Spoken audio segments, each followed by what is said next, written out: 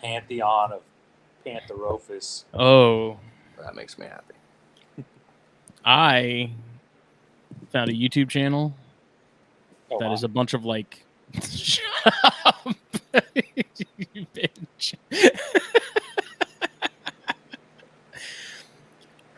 What is it? So you know how there's like I have my my like half belief in ghosts and like paranormal stuff. Yeah. Where like I don't know if they're real, but I kind of don't want to find out, but I kind of do. Yeah.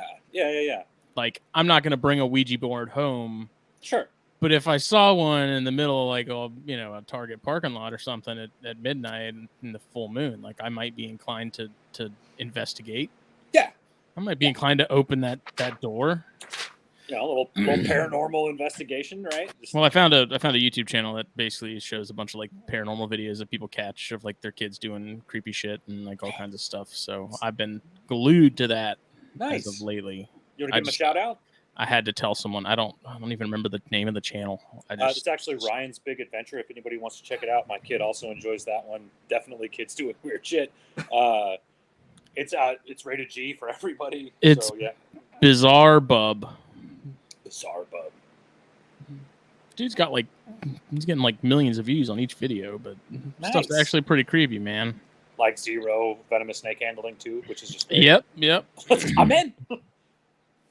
Sign me up. I've seen 2 ghosts in my life, and I know like for sure they were ghosts, and so I just. How do you know for sure? Well, because there definitely wasn't a guy walking through our house in the morning while I was eating my cereal when it was just me and my mom sitting at the table. So. You don't know that for sure, though. I am fully confident. He was wearing all black. It scared the shit out of me. I started crying. My mom went like chasing after him and like smashing open windows and stuff. It was rad.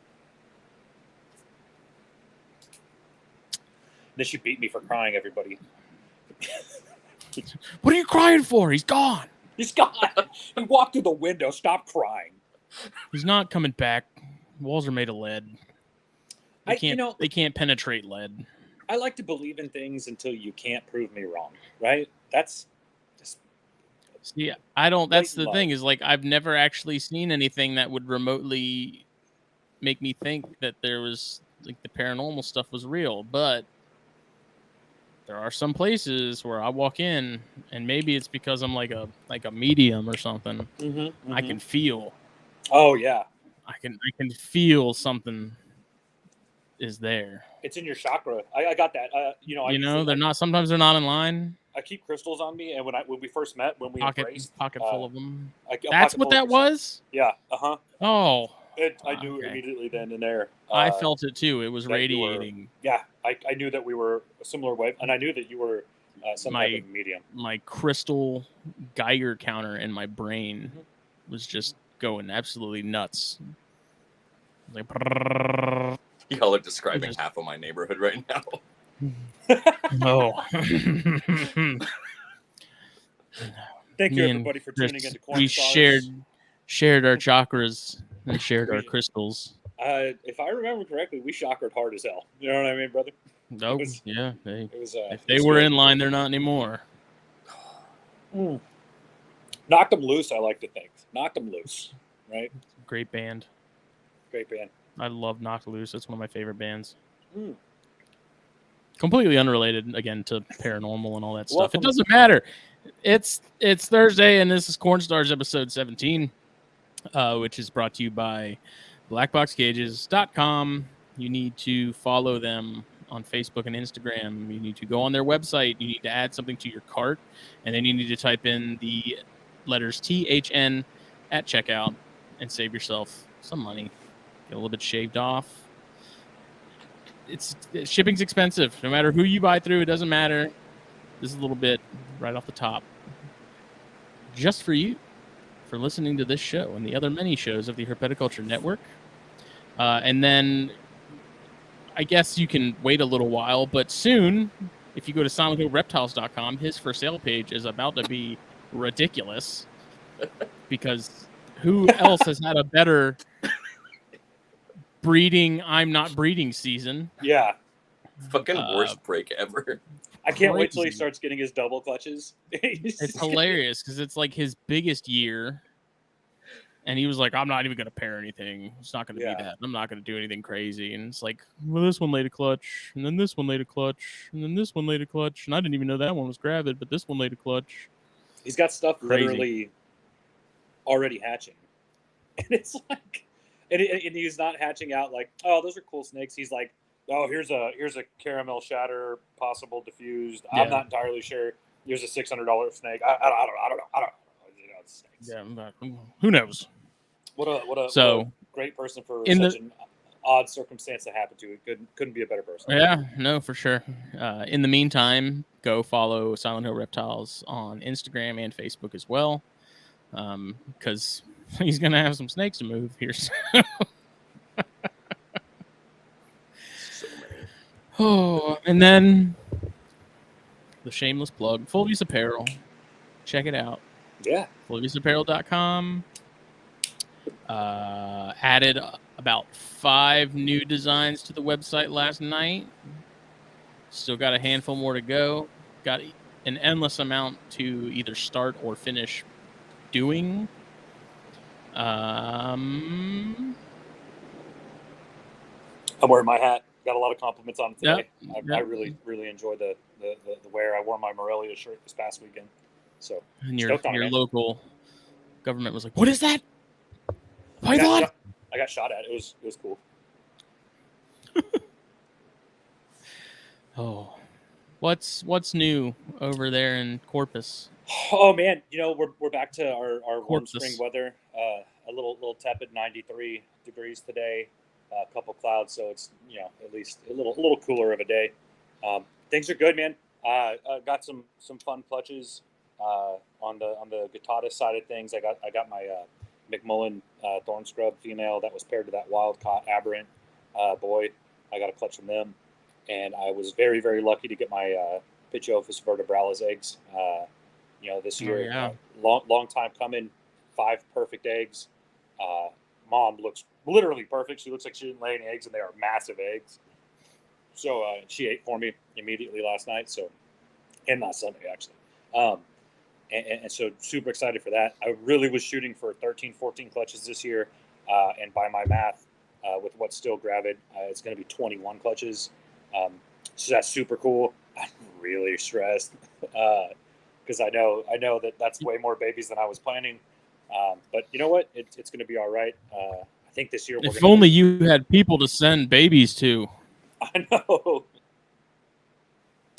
It's so funny. All my friends and all my group chats, I'm always just like, hey, just let me know when stuff comes out, what you want, and I'll just ship it. It's no problem. I may actually do a morph market or something this year. Actually try to sell some of them. I stray away from that sometimes just because it's a little bit of a headache and not too much in it for trying to get a little financial back. But this year we might have to recoup some. Probably going to be 1,000 pink a year. So we'll see. We like to get 3 or 4 meals in them. If I've got 200 babies, you get up there pretty quick. Some of them, especially the Lamprey Pelta stuff, won't eat. So you're kind of wasting pinkies for a while. But no, it's good. Chinese beauties should be hatching literally any day. Tomorrow they'll be day 65. Last year they hatched on day 66, so I'm ready. Those things are a blast. 5 perfect eggs. They're just a exciting species when they come out. They eat really easily. I had out of my 4 last year, I had 1 that didn't eat, but it finally caught on. Super cool critters. But what about you, Justin?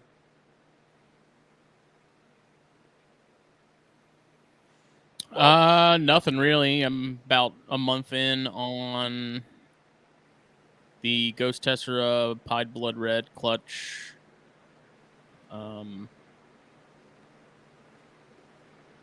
Yeah, I just got stuff cooking. I got Baird's eggs in the incubator. Nothing too wild. Just kind of waiting now for stuff to start hatching here in the next 4 weeks or so. How's that Jansenii egg looking? It's still rocking and rolling. I need to candle it again. I haven't done that yet. I've been kind of leaving it be. It's well, like with the way that the shelf is in my incubator, it has like a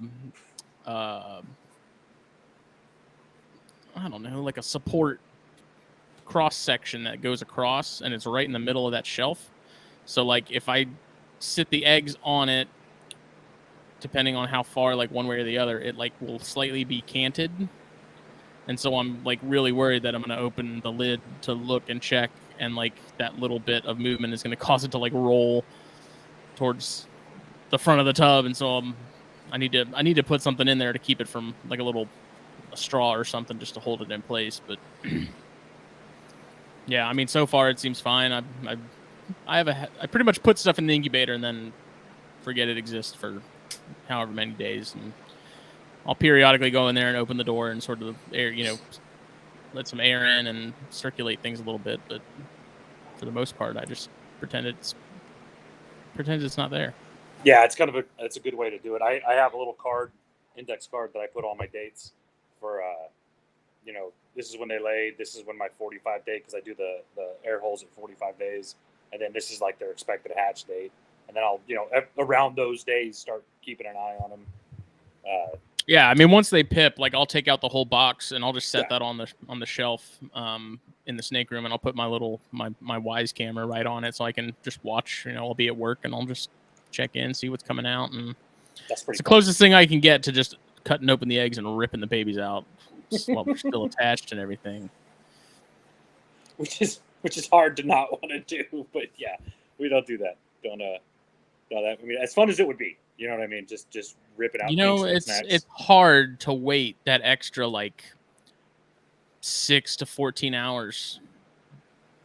Yeah, it's difficult for some people. They just sometimes you just got to get that hook in there and just pop that sucker out, because if you have to wait those couple hours, then you're just not going to know what's in there. Yeah, and what if it's fun in that? What if it's a world 20,736 snow, right? There's only one way to find out, buddy. There's only one way to find out. Yeah, my first clutch of corns, I think, is 2 to 3 weeks out, and that'll be AML Motley, unknown hets, first time breeder for me, to an Ultramel Motley Tessera. So regardless of anything, I'm going to get AML Motleys and Ultramel Motleys, which are like just simply some of my favorites. Also, AML and Ultramel Motley Tesseras, kind of like that perfect super stripe looking thing with no pattern on the sides. It's a real sharp snake. So that's going to be exciting. You got a bunch of pewter stuff coming too, right? Yeah, I've got 2 clutches of possible pewters. So I not possibles. One should have some pewters. I have a Tessera charcoal het blood red to a pewter female, and then I have a same male Tessera charcoal het blood red to a pied blood red het charcoal female that produced some of the pewters. I think you have one of the pewters from them last year, right? And one of the blood reds. Dude, those blood reds are badass. Dude, that blood red is turning into a little food demon. Yeah. Which I'm curious as to. I have some snakes that are like some corns specifically that are absolute crackheads when it comes to food, and they're just like freaking out anytime something moves by. And then I have some that's like the same age that isn't like that at all, and I'm just wondering like what dictates that. Like that little AML, that bonehead AML that you sent me. That's such a cool snake will come out of the tub at me, like doesn't care what it is. If it moves, she's going for it, like full bore, not like half-assing it, like straight up. She's gone out and onto the floor multiple times. Like it's ridiculous, and it's like no matter how much I feed her, it's the hunger's constant. It's like, do you have a tapeworm? Like, is there something wrong? She's at that super mask AML. Yeah. That Sunkissed. Yeah. And dude, she's got that split on her spine. Mm-hmm. Where the pattern is just like a straight line, and the pattern just shifts. It's super weird. She's a demon though. She was a demon when I sent her your way. I have clutches like that though. I have a couple clutches that are just like kind of lazy feeders, and then I have some that are just like spring out of the tub, get you. And I've got one caramel Miami last year. I guess a granddaughter of Hannibal, kind of fun. That will only take pinkies off of tongs. She won't take a frozen thaw pinky set in her tub. She won't eat a live pinky. There's nothing you could do about it. But if you tap her on the nose, she takes the pinky every time. So, stupid.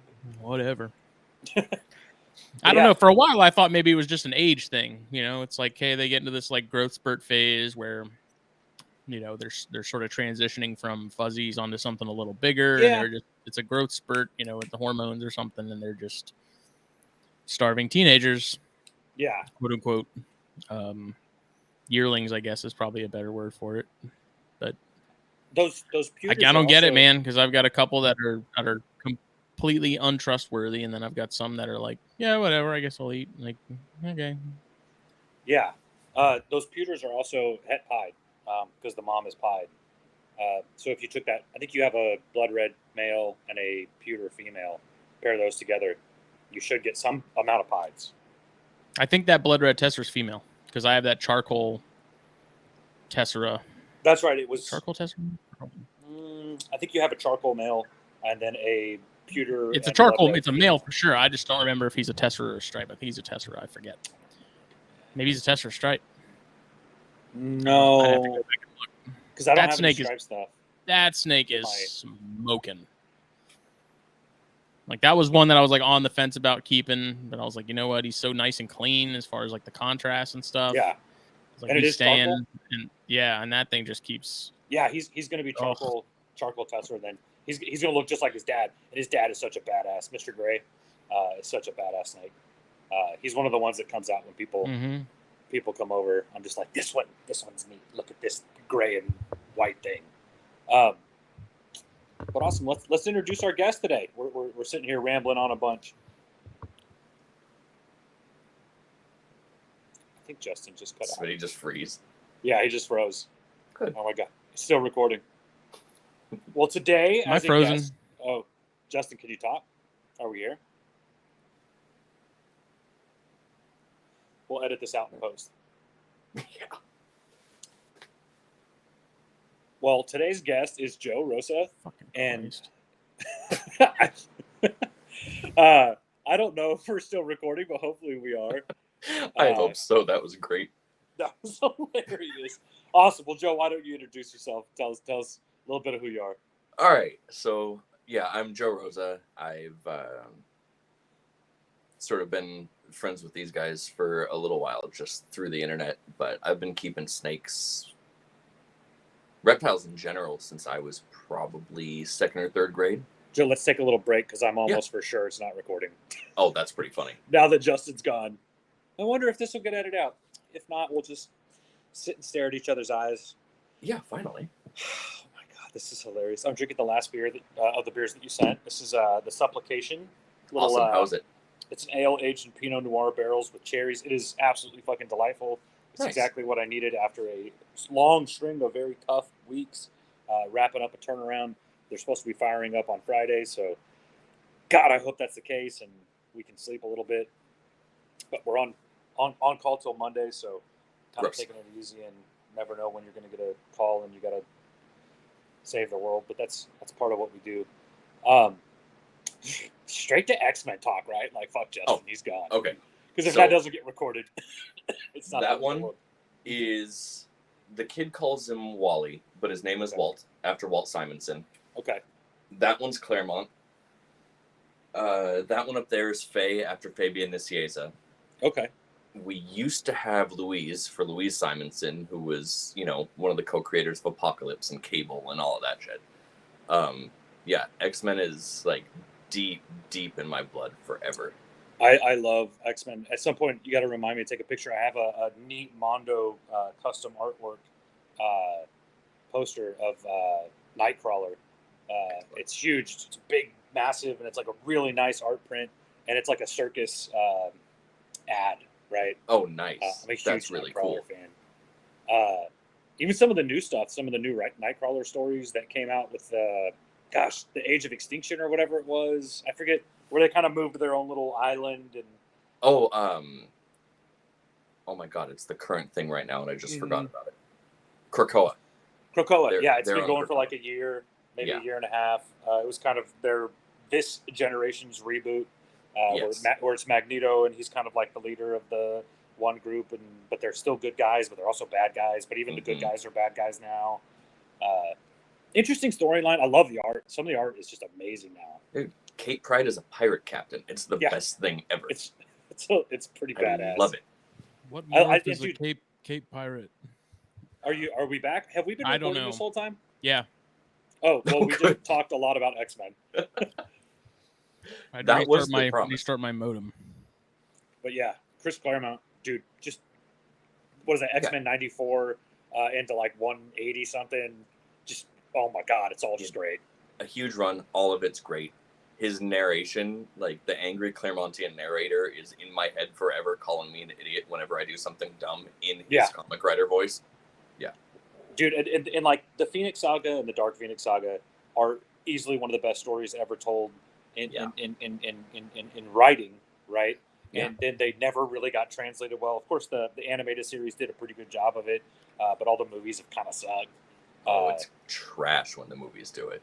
I'd love to see that, like, in our new Marvel universe, right? Give us 10 years of that. Yeah. But it's the buildup, dude. It takes a long time. There's a lot involved in getting there. Anyways, I digress. We will. Tobey Maguire was the best Spider-Man. Tobey Maguire was a good Spider-Man, but I think Andrew Garfield is the best. No. Tobey Maguire, he was it, man. Joe, what do you think? That's real tough because I really did love Tobey Maguire, but that new kid, like, Tom Holland. Dude, Tom Holland he's too young. I don't know. Like, he is pretty young, but then I also, like, Tobey Maguire fit like the high schooler thing well, right? Like that, it made sense. Yeah, and just you remember that really old movie, and he was talking about Star Wars and Empire, and I'm just dying because it's a little kid being a little kid, and it reminded me of my little brother and how old I am. Tom Holland fits the kind of narrative of the Ultimate Spider-Man line. Mm-hmm. What was that? Miles Morales. No. The author. Brian Michael Bendis. Yeah, Brian Michael Bendis. God, he wrote just a song, and then it transferred over to Miles Morales books, and oh my God, that's one of the best Spider-Man stories ever. It's just so good. He's a super nice guy too. Yeah. Anyways, I have gotten very involved in comic books, and I have a little collection, and I love it, dude. I just love the stories. I've gone to digital now; it's just easier for me to read. Yep. Anyways, we were introducing Joe. Okay. Yep. Joe Rosa. He was going to tell us a little bit about himself. We took a little pause from that because we didn't know if we were recording or not. So everybody lining, that was our little nerd rant. Yeah, we're sorry. It was a technical difficulty, but gosh, maybe it was a not a technical difficulty. That was nerd rant 1. Wait, we will be more shit to go over too. There will be more. All right, Joe. Well, give us your story and tell us a little bit about yourself. So, I started with Reptiles young. Whatever 2nd, 3rd grade is. I don't know how old I was. And, me and Mom would go out and catch lizards out in the backyard. I had a frog that lived in a fish tank. No idea what it was because I was tiny. Eventually, I had just a house gecko. My uncle brought over a house gecko. And nice. A little, a 10-gallon hexagon fish tank. Set up pretty nice. He told me how to take care of it.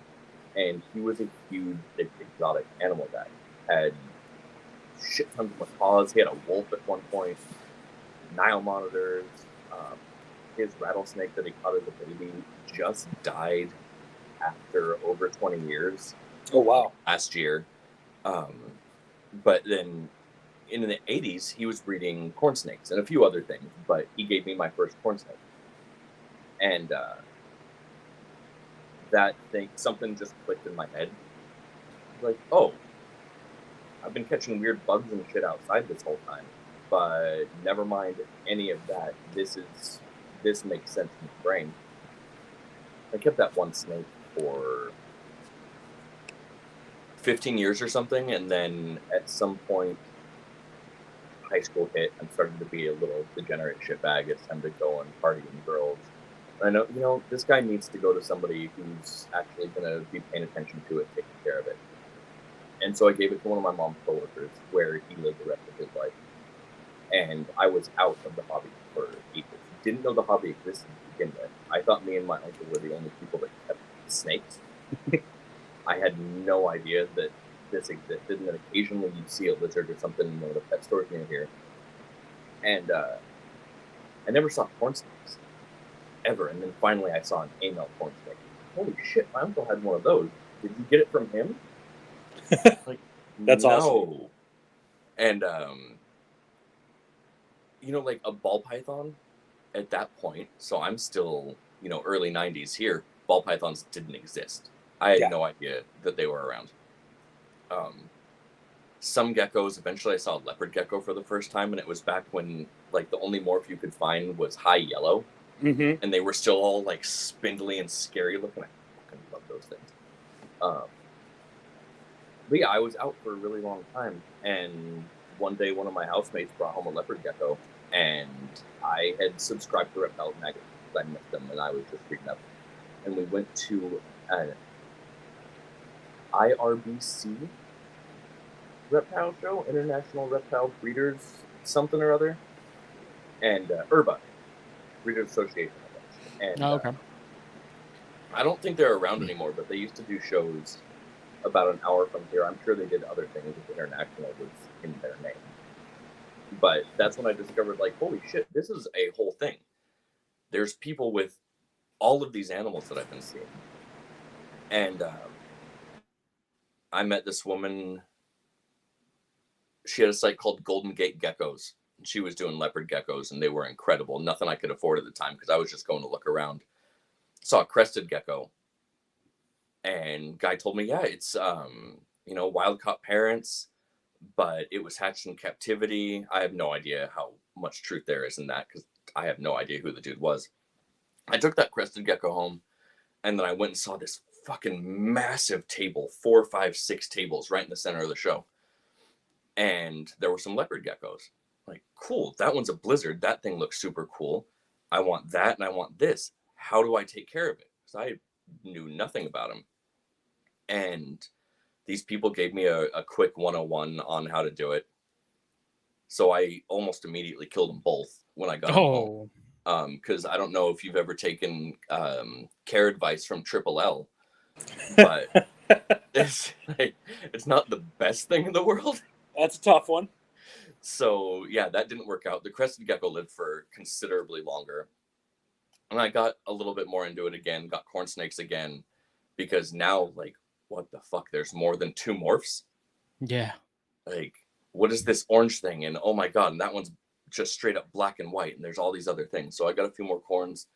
Got an axolotl during the, 2 weeks that they were legal in California. That thing was awesome. Yeah, had a few other things, and then through, a pretty big breakup and moving around and all this stuff, the axolotl went to one of the local pet shops where it was like the people were a little batshit crazy, but they had some cool, like, the dude had a blue ring octopus. So here, take the axolotl, you fucking weirdo. And you maniac. Yeah, I got out for a while. And then eventually, me and my partner had been together for a little while. I was sitting there. Oh, I know exactly what got me back in. I got bored and I missed snakes, and I was super into podcasts. So I started looking up reptile podcasts, and I just did a search on the iTunes search for corn snakes, and it came up with Corn on the Pod. So I listened to all of that. And then from there, I found Phelan, and I listened to whatever backlog there was there because it was still pretty early. Not long after that, Smitty was on it. And so then I jumped ship over there and immediately caught up. So whenever you were on From the Ground Up is when I started listening to you guys. Eventually, that was early. Yeah.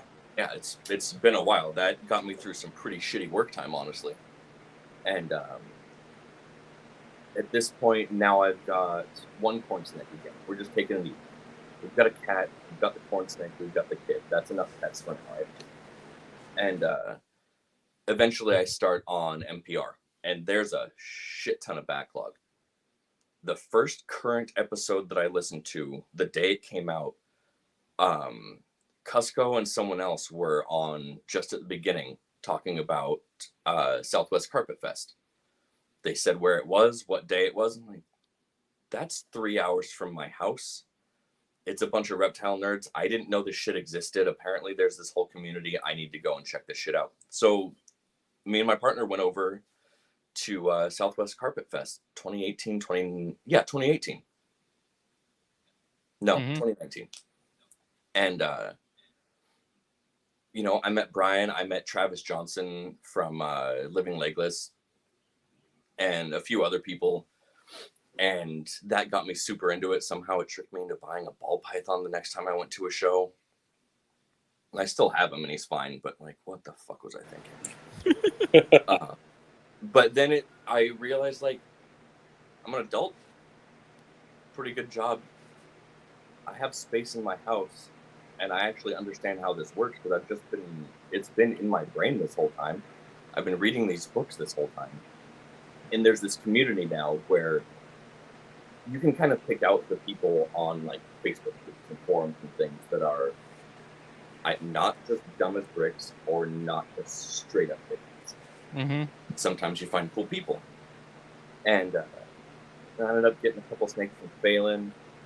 Later on, when Smitty got the Ladies Island horns, that was, oh shit, someone, oh dog, hang on, stop shaking the thing.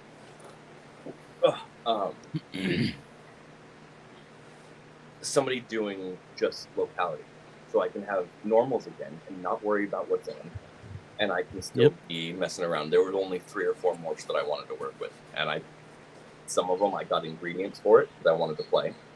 Other things I just got it straight up. My partner had actually the first snake we got was my partner, and just a little A-male corn snake that I was convinced was pet anery, and I proved that out last year when I had a couple snows with some, you know, I knew the male was head.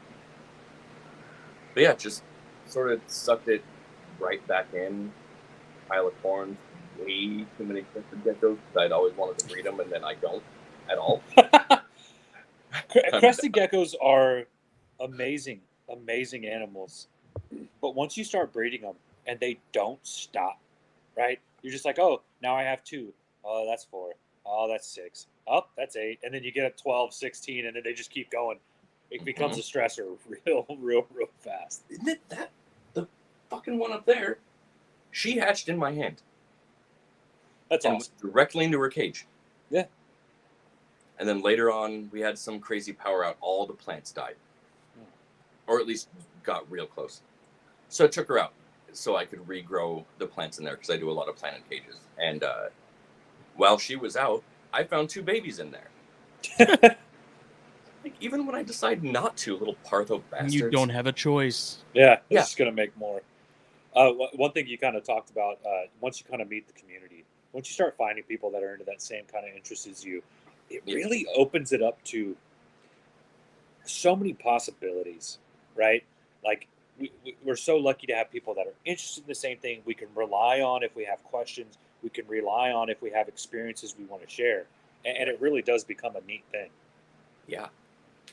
It's been great. Yeah. Even just really cool. 900 podcasts, a few of them have fallen off. I still miss Reptile and Chill. I don't know what the fuck those guys did, but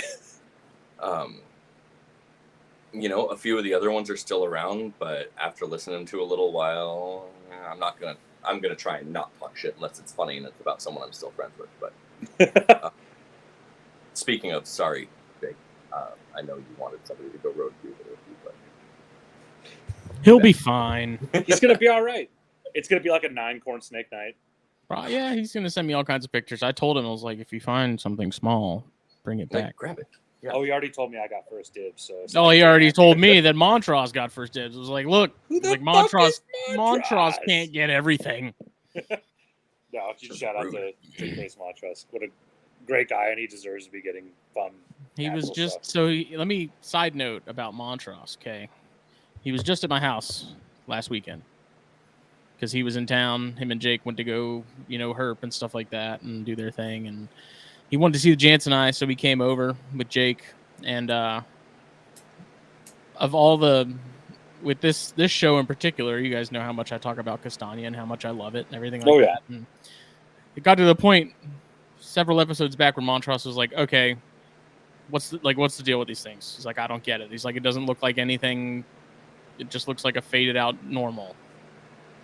And I was like, no, man, you don't get it. There's more. And so I was like, okay. And so then he came over and I showed him like all the ones I have from Eric, that Mandarin female, the Oh, adults I have, and he was like, oh, okay.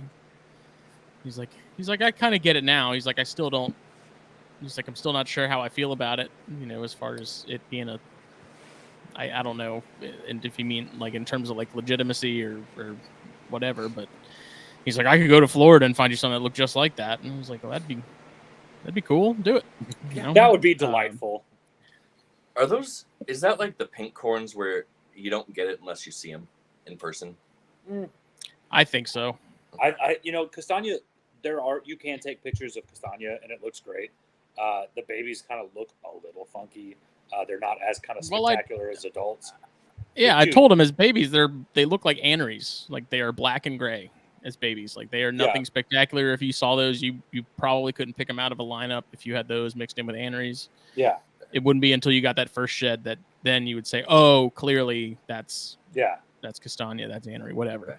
So, but that morph in person as an adult is amazing, and then that morph combined with other morphs is just crazy. I'm with you on the pink thing, dude. I can't take a picture of my pink snakes to save my life, and I don't know how to edit them correctly to where it doesn't look like I have pink hands, though I pretty much have pink hands. But even with my blue gloves on, I don't know. They just never look right. And people take pictures. I just got my brain. Jeff Bong sent me a coral, a super salmon snow female tessera that I actually bred this year. Got perfect eggs from, and I bred her to a coral snow strawberry boy. And he sent me a picture of that snake, and I straight up was like, "There's no way that this snake is that pink, right? It doesn't look like that." False. Right. And I got the snake in my fucking hands, and I was like, "It's somehow pinker, right?" It was like he was opening the briefcase in Pulp Fiction. He was just being blinded by it. I looked at it and I was like, "There's no way an animal looks like this. The yellow is straight up green. It's such a wild looking snake." So obviously I'm excited about it. I'm ranting on it, but yeah, some corn snakes in particular, you just can't take pictures of that represent what they really are in person. Yeah. I think it's partially lighting. Like that's a big thing. Like I'm at a point now where if I'm taking pictures of stuff to post, like it's outside. Usually like early in the morning before I go to work. So like the lighting isn't crazy. Like it just works out really well. And then I think our phones, like the cameras and stuff, just as far as capabilities and like what it's picking up, maybe there's some stuff that it just struggles with, and pink with those sort of off whites is probably where it struggles a little bit in terms of like deciphering what's supposed to be what. I think there's definitely something there with those, because I know exactly what you're talking about. Like seeing the stuff that Abbott had on his table at Daytona. Oh God! And then seeing other people who had got stuff from him, and then them posting the pictures. It's like you can definitely get an idea, but it's you just don't get the definition for some reason. Yeah. I don't know. It just doesn't fully translate. Yeah, like I have to believe you guys because I've never seen them in person. You got to come to Daytona. I know I need to so bad. I wanted to this year. I don't know that I'm going to be able to. I might have to make an emergency funeral visit to Virginia at some point this summer. Well, that's not exciting. So I kind of had to put some like summer fun extra thing. I want to go to Virginia anyway. I've got a bunch of family, and hopefully I'll get a couple days. I can come down to what part of Virginia? Roanoke. Oh, okay. So I don't know. It would be. It's a few hours out from you. I think it's not too far. Is it? Norfolk is like 8 hours. Okay. Yeah. I lived in Chesapeake for a while. Okay. So. Yeah, I think I've still got some cousins there. But yeah, I wanted to do Daytona. Jesus Christ, that one smelled horrible. I need Daytona real bad. I'm thinking, I might be able to make Kinley in October because my brother lives in Chicago now, so I've got a place to stay. Nice. But, I need that gazebo real bad. It's fun. It's super fun. I really think Daytona has become like, and I don't know, maybe it's I guess it's hard for me to say this not having really gone to other bigger shows, but I do firmly believe that Daytona has become probably one of the best corn shows if you're looking for corns. Mm-hmm. Oh, it's got to be, right? It beats everything. At least here. the last couple of years. Yeah, it's kind of the colubrid show, right? You hear about the other shows, and there's just nothing even close colubrid wise as what you have there. But it's also kind of the party show. It sounds like it's the one where everybody's like there to hang out, visit, meet people. I've heard Tinley's much more business. Yeah, It's like if they were mullets, Tinley would be the business in the front, Daytona's party in the back. Right. That makes a lot of sense. Good old Florida. You guys talking about the corns, like Abbott's Table. Fuck you, really? Yeah. Abbott's Table or like Trumbauer in person, things like that. Sherman, yeah, dude. And we've Tony got, D. Just go up to Tony D, shake his hand, and grab a couple buckskins. That's ridiculous to me. I don't think you're going to go to a show and see sort of the founding fathers of Trumbauer, Tony D, Howie Sherman, Lee Abbott, all in one place, like you do at Daytona. You know what I mean? It's crazy to me because I see almost every show I go to now, I'll run into Carol Huddleston. I'll talk to her. She's great. I love her stuff. She works with a lot of stuff that I can love it on her table. It's not necessarily for me. Yeah. But and I missed meeting Kathy Love by like hours when I was in Arizona. I remembered like, oh, maybe I should look up where she actually lives and send her a message. Oh, she lives fucking 20 minutes from where I'm staying. Nice. But she just got home from a camping trip, didn't want to hang out till the next day, and we were leaving. I'm like, all right, never mind. Damn. Next time. And all she had left to sell was Ultimels. You guys are whatever, Ultimel. But Ultramels are great. They're fine for you. It's another one I haven't seen in person. It's growing on me a lot. I had a baby Ultramel, and think Ultramels have a very neat ambiance to them. They have it almost like sharpens a lot of the reds and oranges, and then softens those blacks to grays. And in a lot of instances, the whites get a little sharper. I don't know. You mix it into a lot of morphs, and it just kind of looks neat. I think there's a couple morphs it doesn't necessarily work with, but a lot it does. It's also personal taste. Like, what is the thing that you enjoy the most in corn snakes? Is it contrast? Because Ultramel kind of gets rid of some of that contrast. You get a lot more of the bleeding. You get a lot more of the saturation. Whereas you might get more contrast out of, even like your stock standard anneries, right? Which I think is just a great. I'll never get over a snow corn snake. But just an annery corn snake, and then line bred annery corn snakes are so damn cool looking. Charcoal is one of the ones I work with that I just am in love with. Charcoal is like, that's in my blood. Charcoal, the world, man. Well, why don't you tell us a little bit about what your corn collection looks like? So I've got the one we started with again was the AML, because as a kid, like that was a fucking fantasy. Yeah. Like, and I loved it. Really was. Yeah. And so I got that.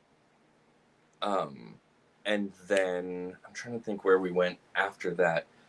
Oh, and then my next big thing was I loved blood reds, like old school blood reds, dark, like looked like actual blood reds forever. And so I started looking for those, and I found out, like, what the fuck, Hideside blood reds? What the shit is going on? Right. And so I've got a few Hideside blood reds, which that was just such a kick in the teeth this year when like my crown female was like, oh, that's an awfully thick tail, and I forgot to probe you. Fuck. So that's probably a male. That didn't work out, but I had a couple other ones. Hopefully they went. And then after that, I still have a fire het caramel that I got from Phelan ages ago. He went this year with a couple pewter girls so that I can make basically het whiteouts. I want to, and whatever the hell, dude, I entered them in that the morph calculator thing on Morph Market just to see what would happen, because he's mask, diffused, AML, het caramel, and she is at least diffused charcoal. Who knows what else she is? I got her at East Bay Vivarium. Two of them, two females. Looking to, sire to both dams, and then babies from them, throw them together, see what happens. And the amount of different things that I could get, because there's mask in one of them, and then all of that shit. Yeah. Like, all right, these clutches are going to blender. be ridiculous. Oh, dude, yeah, that's gonna be awesome. Like sulfur's pewter, sulfur, caramel, amel. I can't. The combination names, I can't remember half of them. Sulfur is sputter diffused, right? I think so. Or Pretty does sure. sulfur also have sun-kissed in it? Sputter's amel, caramel. Right. One is saffron and then one is sulfur. Saffron's the one with sun-kissed in it. Okay, then you got sun-kissed saffron, and then sulfur is with diffused. Right. Which is some of the compound names still to this day. No idea what they are. Just kill me, right? I'm just like, oh god damn it, what's a blizzard? And it's like an easy one. Which I actually want to try to get a blizzard this year from somebody, because it's a charcoal amel and it's like kind of a solid white snake, and I don't know why, but I want one now. So 3 years I'll make you a whiteout, hopefully, but what whiteout is adding in diffuse to that, right? correct. So it's an amel pewter. Yes. I'm in. Vibes. Yeah. Let's go. See you in That's 3 what years. I want. Just wash out that crazy white snake and I'm set. Do you add stripe into it and just like see what happens? Okay, Add so Castagna. the long term, so Castagna's got me thinking, because one of my original thoughts was, when I was still looking, I didn't really know much about them, but cherry amels, because they're just dark red. Yeah. Oh god, Bro. yeah. And the stuff Yeah. that Jeff Bong's working with, just all the ultra red Ridiculous. shit. Stuff's nuts. But yeah, the darkest, most vivid, vibrant reds that I could get, throw in diffused, mask preferably, just because I like the way it makes their heads look. And then I was looking like, I really want to throw terrazzo in it, because Dude, Terrazzo's love what so that badass. does. But then also maybe throw Castagna in it too, because like anything to make that weird washed out. Basically, I want it to look like colorful static, I guess. I want it to look like it exploded. What the hell was that? Not me. I have no idea. Something in the street. Is someone being murdered outside your door, Chris? Can y'all hear that? I am sorry. No, that's just children playing in the street, and I have no way to deal with them. I mean, you do, but you shouldn't.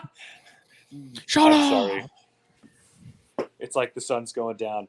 Here, I'll mute and shut that part of my garage to see if it helps. All right. No, I mean, I'll it's keep not talking. that bad. I'm just giving you a hard time. Okay. But no, I'm with you, dude. Like, start compounding in some of these things that people, I know they've been done, but people haven't really spent a lot of time focusing on it. Right. Terrazzo's one for me. I have to find Terrazzo. Yeah. I need to get Terrazzo in my collection because I love stripes. I love tesseras. I love striped tesseras. I love vanishing stripes, and Terrazzo's kind of like all of that. Yeah, exactly. And I'm not entirely sure what Terrazzo does with like tessera, right? And I'm sure it does probably something shitty like some other things where just like it's just a solid color snake. But I kind of like solid colored corn snakes. I think it's really neat. So yeah, weird pattern. I like when they're just solid, almost a monotone. Or one of my pewter girls, it looks like somebody just threw a shit ton of pepper at her. She's got that beautiful pewter, but then she's just got these dark speckles all over. Almost, it looks like an old, like she's got a jungle coat, just like melanin wash. That's badass. Concentrated into spots. Do your pewters? I've noticed as my pewters get older, and then my breeder female pewter, they have like a rosacea on their cheeks or something, like a little bit of pink to their right at the top of their cheeks. A little bit of pink, and mine are actually, one of them starting to get a little bit of a yellow neck. Yeah, it's like, you motherfucker. That's the whole reason I went charcoal instead of anarch. Like, but charcoals don't really do that, right? Like, so if you have a charcoal, you may get a little bit of yellow on the neck, a tiny bit, but then you add in the diffused, and for some reason it pulls all that out, and it's probably because it's pulling out the patterning kind of south of the of their saddles. It's kind of something neat that I noticed that you really, again, you don't really pick it up in pictures. Yeah, it's kind of just a thing that's happening. And you kind of see it a lot more in older and adult snakes. It's pretty cool. Yeah, those, and then the Ladies Island, I'm still super excited about those things. Dude, the lady at the FedEx hub, aside from I'm picking up snakes, she's like, "Ooh, what'd you get?" And I'm just looking at her dead in the eyes, like, the coolest fucking corn snakes. And I just walked out, opened them in the car, and then Yeah, I got those home and I basically put them in a safe because I was worried that I was going to get cursed and have them escape. And I could not live. Like, I It would never goes live from that shit home down. to home. It starts with the corn It's like snakes. that It movie, gets It into every Follows. species. Little fucking kid in the ring. I don't want to watch that video and have that shit haunt me forever. And so I put them in a little, like the little snap top. Yeah. I forgot the name. Latch tubs. Yeah. Mhm. I got little ones. Put one in each, and then put them in the rack in a tub, and shimmed the tub. Jesus, you like Hannibal Lectered them. Yeah. Yeah, and they're the only snakes I've ever done that with. Specifically, They're the not ones I got. cursed, and I've been jailbreak free for an extended period of time now. But it was like 2 years ago. I had to take precautions. How are those coloring up? Are they looking good? They're looking really good. The male has almost stayed. You know, he does the thing where corns, they have that fucking amazing orange color in between the saddles when they're little. Mm-hmm. And so that part is starting to smooth out and everything, but he's basically the same color the whole time. And she's progressing a little bit differently. I'm really interested to see how they keep going. And she's feisty as shit. She's so much fun. I love them both, but he's still drop feed. And she's one of the ones, she'll come out and hang out of the tub trying to grab me and the mouse and whatever. Then she'll wrap it all the way up. And, yeah, she's in there right now. Every time I walk in to check the egg box, she's the first one up cruising to see what I'm doing. She's pretty cool. Yeah, mine are. I mean, the holdbacks I have from both that clutch and then the stuff that I produced last year, it seems to be pretty evenly split in terms of that sort of personality. I guess spectrum. You know, I have some that are like super flighty and don't seem to want to chill out at all, and then I have some that are like any other corn that's, you know, just whatever, you know, they exist. But I'm super excited about that because my plan is I'm trying to get some of the 2021 males beefed up enough to pair back to mom next year, hopefully. Cool. It's sort of the game plan. That's been something in the works for a while. That's sort of the first step on the whole sort of line breeding thing with that locality to see, what happens, and something I've been working towards for a while since I really got that group going and decided to really pursue it. So pretty pumped about it. Was the one you held back with the neat nuptial kind of stripe on it, was that a boy? From last year? Yeah. I believe so. Mm-hmm. Because that's another one. Yeah, I was showing Montross that one when he was here because I was saying, I had this and some of the others from that clutch had the same thing going where those first like 2 or 3 saddles on the neck were like completely fused. And it was just a solid saddle, basically. Mm-hmm.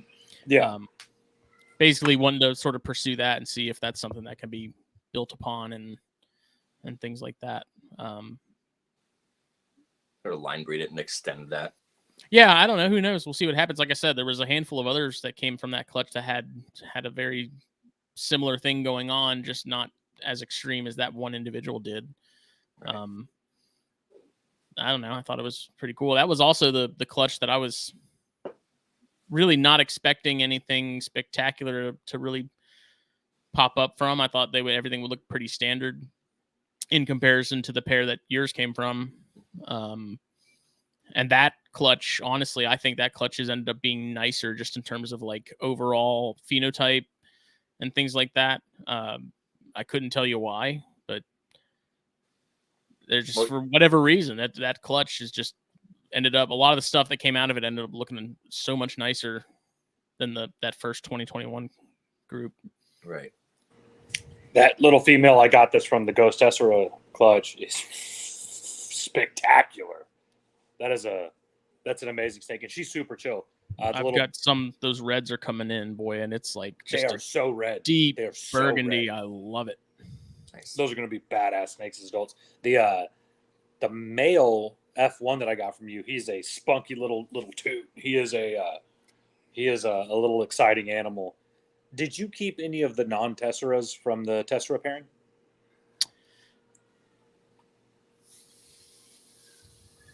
I don't think so. because that'll be kind of interesting to see how those kind of. I kept 3 that are Tesserers for sure. It's going to be interesting. I'm going to be interested to see if we pair any of that stuff back and get ghosts, get aneries, get hypos. What that does. What does hypo do? That's in the what I'm Ladies Island curious stuff? too. That's sort of the game plan. Be really cool. Yeah. Extracting the hypo out of there is going to be neat. I think when you start pulling the hypo out and then maybe even delete the tessera, right? Ooh, that might be kind of special. Yeah, because some of the browns on mine are coming out, and just the fucking deep reddish mahogany in those saddles is some of the best color I've seen. Good look, Snake. So, yeah. Yeah, and it's the whole thing that's been sort of the strange thing about it too is like the dad from that 2021 clutch.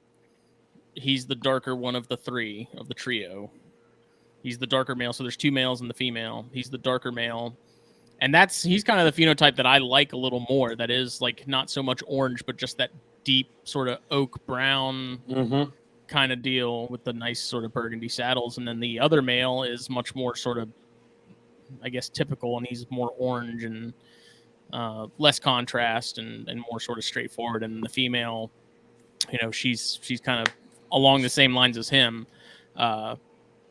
And that's why when I did that pairing last year, I was really not expecting anything really special to be coming out of that pairing. And not that anything really spectacular did, but just the first couple sheds of that clutch, I just remember seeing like, oh my God, these are turning out way nicer than that clutch last year did. They're really neat.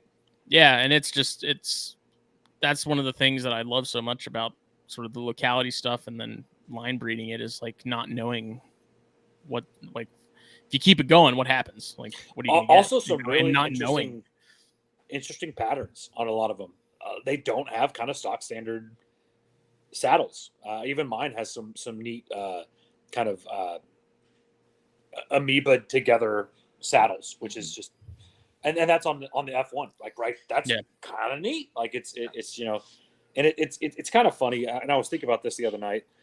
I received those. I got my buckskin Okatees from Jake. Yeah, you son of a bitch. Oh my God, dude! Talk about another fucking animal. He's like, I'm getting rid of the buckskins. I was like, am I getting him or Chris? He's like, Chris. I was like, yeah, I talk about another pair of animals that somebody hadn't taken good pictures of. The male is a good representation of a buckskin Okatee. The female is an exemplary representation. She is like, that's exactly what you want. It's kind of derivative of where the buckskin line has gone, especially with Tony D working on him. His buckskin line kind of isn't really buckskin anymore. It's kind of like a soft steel colored line, which is gorgeous. Our friend Chris, Black Snow Reptiles, just kind of clutched those, which is going to be insane. His adults are just shockingly perfect. And I hope he needs to post some more pictures of them, especially, oh man, those babies are going to be badass. Yeah, his collection is awesome. He's everything he's got is just yeah. He made some really good decisions leading into it. Him and people like Alex Horvath and Joe talking about some of the stuff that you picked up to get your kind of engine started. You guys are doing it right. You know what I mean? Some people just kind of pick up what's available and what they find cheap at shows, and you guys have kind of pinpointed a little bit more. I think you get to give Alex a lot more of that credit than me. I did a little of both. Like, on top of all of that, I do also have a fucking Pac-Man frog over there that does nothing because I've never had one before. Yeah. My kid convinced me to get her a Pac-Man frog, so now I have a Pac-Man frog. Pet stomach. It's a very weird animal. No, he doesn't eat. They kind of stay the same size if they don't eat, which is kind of interesting. And this one, fucking frog. Every once in a while, I forget that I have him. Because he'll go, he'll estivate for months at a time just because he's an asshole, apparently. And then he'll wake up 3 a.m. and do this huge loud croak and scare the soul right out of me for a little bit. And I'm like, oh yeah, I have a frog. I guess I'll feed him tomorrow. And then, nope, he's back asleep again. Doesn't matter. Yeah. And when she finds out that there's frogs, she forgets constantly. When they start moving, she gets pissed and starts growling like something's coming to get us, and it's great. Intruders? That was my dog with the leechies when we first started breeding leechies, and they do all their fighting and arguing and pissing and bitching and moaning like velociraptors in the middle of the night, and you could just hear them through the whole damn house. My dog freaked out the first time. Now we're just used to it. We hear it almost every night. We hear it's like rat rat rat rat rat, and so it's kind of calming and soothing. Now it's fun when we have company over, and they have no idea what it is. But Joe, let's get back a little bit more on you. I'm kind of interested to find out what's your stock standard habitat for a corn snake. How are you keeping your corns? So I do a little of both. I've got if I'm doing a display, I'm still kind of like, I love a good piece of wood, a few solid hides. I hate the way aspen looks, but I'm still sort of stuck on it from when I was a kid. It's good bedding. And yeah, I mean, it works, but basically I'll throw, since there's dead wood in there, I'll throw the fall colored silk leaves in with it. If I'm not doing a planted naturalistic, and I'll throw a ton of that in. A lot of them I scored a few years ago on some old timer up in the mountains near me was selling off a couple of his old AP racks, and not waiting 3 years to get them. They were the kind with the old heat cable, and it was like $600 less than getting them new and delivered. I grabbed those. So I've got a few in racks, as much random shit as I can throw in there, hides and everything. So I keep a bit of both.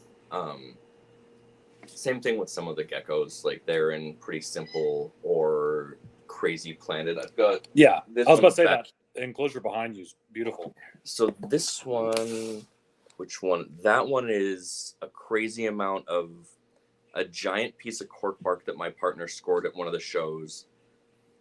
Cut it all up, got it in there with the bark and everything. It's by far the better growing one. Yeah. And then this one, I don't know if you can see that background, that purple bit is y'all remember Snake Mountain from the He-Man toys? Yes. Yeah. Because that's Snake Mountain as the background. I got one at the flea market, and I made that the background. Let me see. What for the ones that you're keeping? You're keeping corns like that? Like what plants are you privy to? So I had this Silver Queen pothos years and years ago. It's one of my favorites.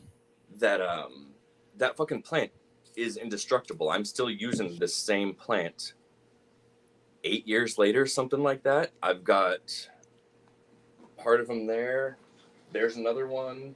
It's in every planted cage that I has a piece of that specific plant, just another cutting from it in there. That's so badass. The last time I cleared out that cage that my partner made, I pulled over 10 feet of vine out of it. Wow. Oh, wow.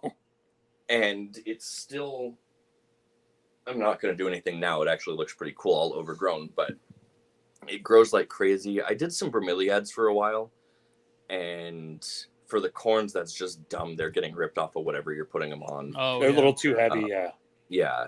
And the geckos, like the one gecko that I had the bromeliads in, he's one of those cresties that's just like a big dumb idiot, and he's like, I'm gonna jump face first into things instead of climbing on them. That all got knocked over. Some snake plant, the mother-in-law's tongue, I'll throw that because if it settles enough, it stays pretty good. And then I did umbrella plants or umbrella trees. I don't know. The dumb idea, because they don't ever stop growing. And I know that because I've got some that are about 12 inches up there, and then there's the one that we planted in the kitchen that is easily 10 feet tall, and it has one little sprig of leaves on the top. And that's it. Doesn't do anything. Yeah, once those start going, man, it's like once they're sort of established and rocking and rolling, they are forever. Yeah, but that pothos and everything, just it's indestructible, and it looks decent. Yeah, the silvers I like a lot. P and Cody at the Reptile Preservation Institute, they have one of their Bothriopsis, the bilineata cages has one, and it is just a massive, just mass of silverleaf pothos. Yeah, it's wild. That's actually what I have with my Coleonyx mitratus in my office, and it's not at least 9 years old. Well, the gecko's 9 years since I got him, and that cage is a bioactive, right? Like whatever. And I've never changed the bedding. I've never cleaned it, and it's going on 9 years. And for that one little gecko, but I have a silverleaf pothos, and it's grown massive before, and then it gets down small, and maybe I'm not watering as much. Storms roll in, and it's spring, and everything's more humid, and it gets big and massive, and I'll trim it a little bit back so the gecko can still be moving around the cage. But no, it's a great thing. I'm stoked to hear that you do a little bit of both. You know what I mean? It's a nice mesh of worlds. With your breeders, do you keep them in more naturalistic setups, or is that more rack, a little bit easier? When they're breeding, from the time that I'm pairing them, maybe even a little bit before that, I want them to actually have things smelling like them. I'll throw them on paper. I want evidence because I don't want to have to sit and watch them. And then it's just easier later on. Phelan told that horror story of Aspen getting stuck in a hemipene, and I really don't ever want to have to deal with that. And since I keep, if it's on a substrate other than paper towels, I usually keep on Aspen or, varying types of cocoa fiber or soil that I make. Yeah. But I can't imagine, that tree fern fiber getting stuck up in something's cloaca.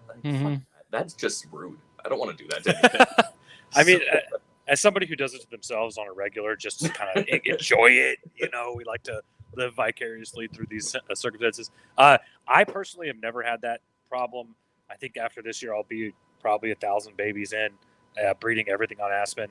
Right. With the exception of some of my king snakes, I take out of their enclosures to breed them, but that's because I like to watch them eat each other. It's a lot more fun when you don't have to go dig through the tub. Sexual and violent. Very, very violent. King snakes are super duper fun. But yeah, I've actually never had that problem with Aspen. I have heard of it though, and I'm very conscious of it. It's something I always keep an eye on, especially with the males. It's something you would want to just always be kind of of. But yeah, it's definitely something worth monitoring. I would say that if I was using naturalistic enclosures and stuff like that, I'd probably not be breeding in them. Right. You know what I mean? The undulations, the way they breed, the way they get together, the way they tussle. They're kind of just going to destroy their stuff more. I've done some naturalistic tubs, which is something that I'm still a fan of. More options in a tub, greenery, more hide boxes. I've done soil. I've even done bioactive tubs. Which is something people don't really talk about. But I've had young corn snakes on soil with isopods and springtails, with cork bark hides, and not had to clean for a while. Usually you want to up the enclosure in size compared to the baby size, but those are options. We don't really pontificate too much about the options that we have as keepers, but you can. Right. You can get into breeding. We can do these things and still flex our ocular brain. I've strived against that. I've gone a little bit more to convenience. That's a little bit more of a work thing, right? You work a 90-hour week, and you're like, maybe we don't put plants in that one. It's a little easier to deal with. Yeah, but that's also not an excuse, right? Right. Everybody has a benefit and sometimes a little bit of a con to that. But what is your? You did say you had a clutch already. What is your season looking like? So I've got the one. It's the Fire Mask male by the Pewter Girl.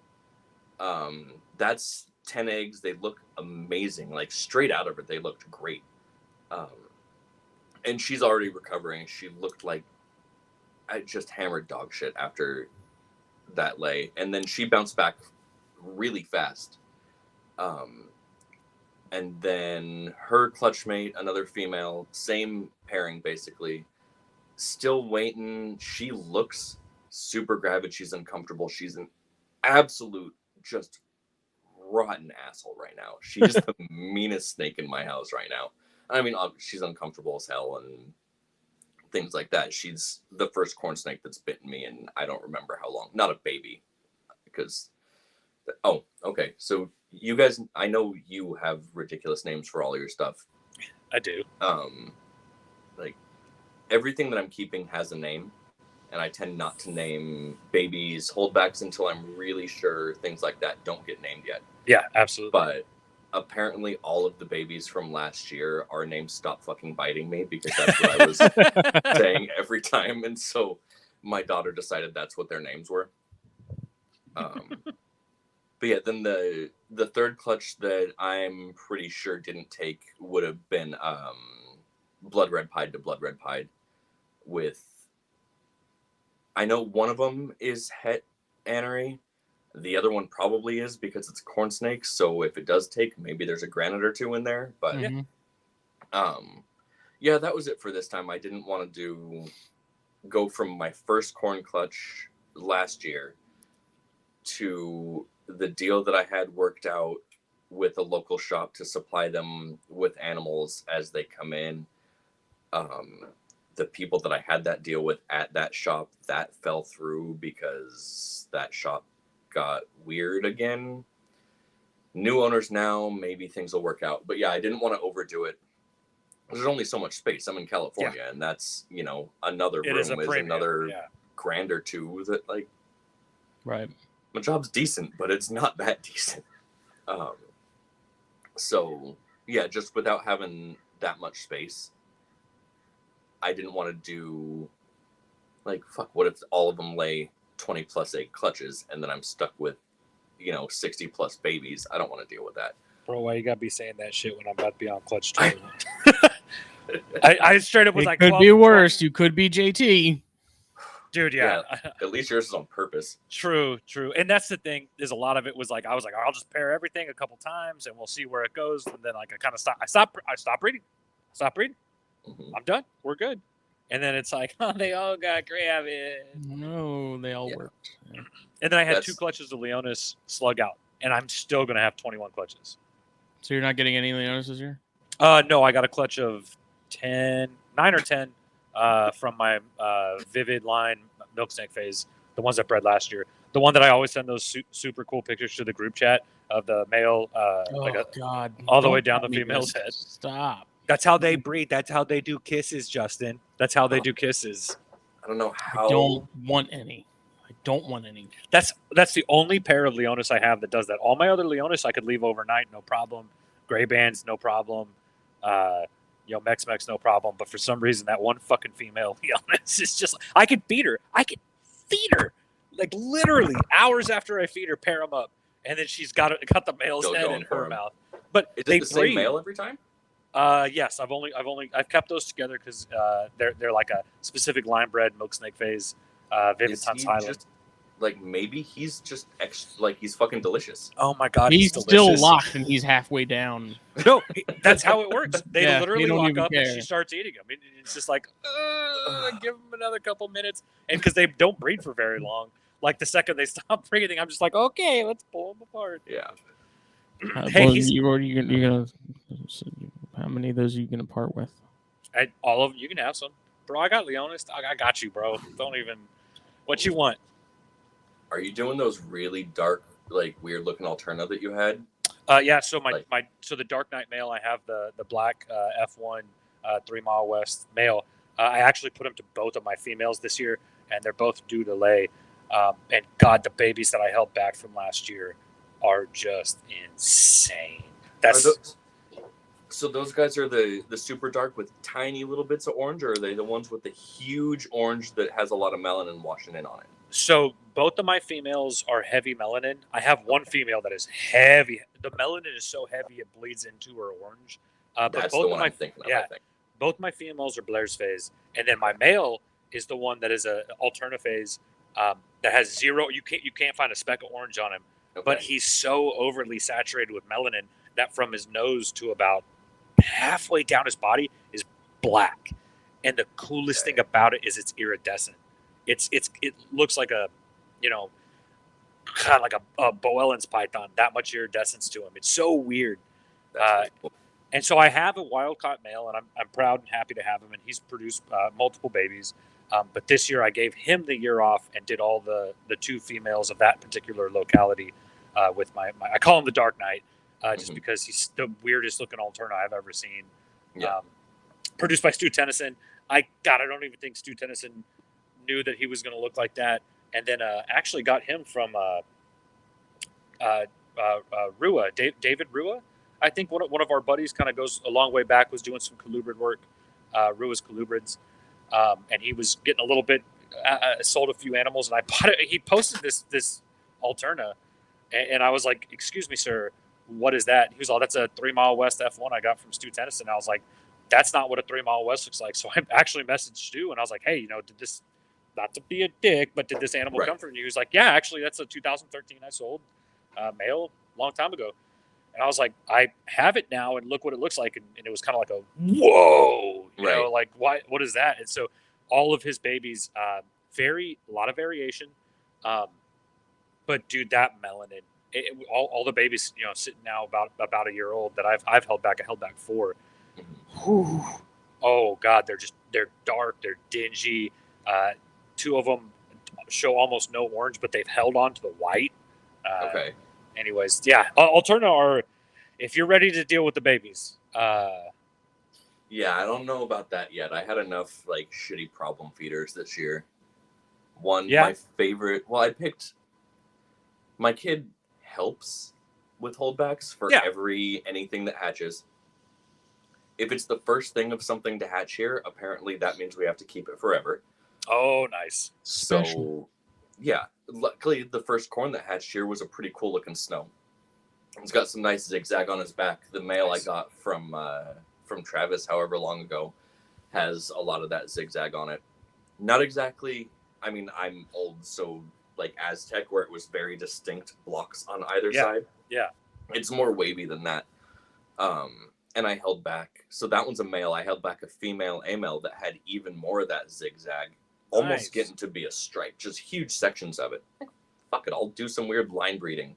Like, I've already got siblings named Luke and Leia from Justin. I'll find some other sibling names and go with more of that. But she got maybe 4 or 5 pinks in her and rolled. Oh, and that happens. Yeah. It's tough. And I mean, it sucks every time, but it's also one of those, like, I know it happens. Shortly after that, I had that problem feeder or non-feeder that I got from Carol just at a show. She had a big bucket of, like, these don't eat. You want them? And it was really cool, weird looking, stripy something or other. I took it home and I couldn't ever get that thing to eat. And then I've got another one that I'm probably going to have to euthanize. It's got there's a patch right in the middle of its head that I'm pretty sure it's just skull. Like, you can see it goes in. So I don't think she developed all the way. Sucks because she was the best eater out of the entire clutch. Yeah. But how the fuck did I get on that? What the hell were we talking about? Dumbass Alterna. Oh, okay. Yeah, that'll work. So, I've got a pair of Alterna from a buddy. I mean, absolutely top-notch 9 miles, 9 Mile Norths that are some of the fucking coolest looking Alterna you've ever seen. That didn't eat for him. He brewmated them, sent them to me, and I have run the gamut on them, and they're just on tails now. Every 3 to 5 days, I'm shoving a tail down their throat. They ain't eating, man. They're just not going to. And God, fucking animal thing. Sorry. Dog and the cat are chasing each other under me. That scared the shit out of me. That was funny as fuck. But yeah, some snakes just ain't going to eat, and sometimes it just takes a long time, and sometimes you're pumping them or giving them tails. And we can only do so much to keep them alive. Every year I've had a couple corn snakes that don't eat. It's going to happen. See, I've been lucky. I haven't really had that issue. I had a couple of the Diones. Like, there was like 2 Diones. One of them for like I could never get started. I ended up sending that to a buddy up north. He bought some, and I was like, "Hey, if you want this one, it's not eating, but like I'm not. If you want it, I'll send it, and you can try your hand at it." But I just for whatever reason, it's just not.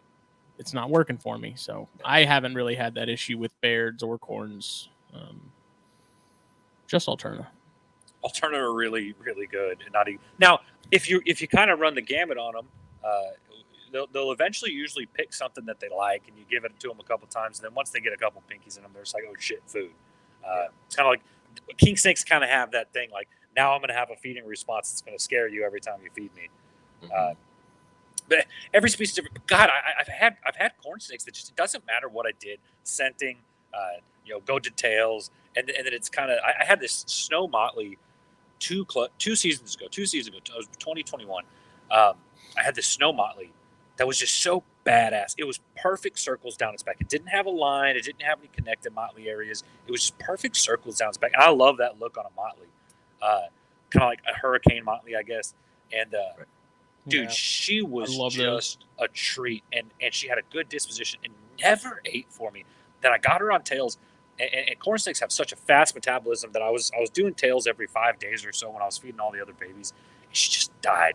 And God, that was a little heartbreaker because she had the yellow on her throat already, and I knew she was going to be pretty. She was the same clutch as all my little yellow neck corn snakes, and I'm kind of interested. Those yellow neck corn snakes that I've talked about that we got to watch breed live, that clutch is one of my second or third corn snake clutches that's going to be hatching. I'm interested to see if that might just be het for something else. So I think we're gonna be able to investigate that a little bit more as those snakes start hatching and see what's going on.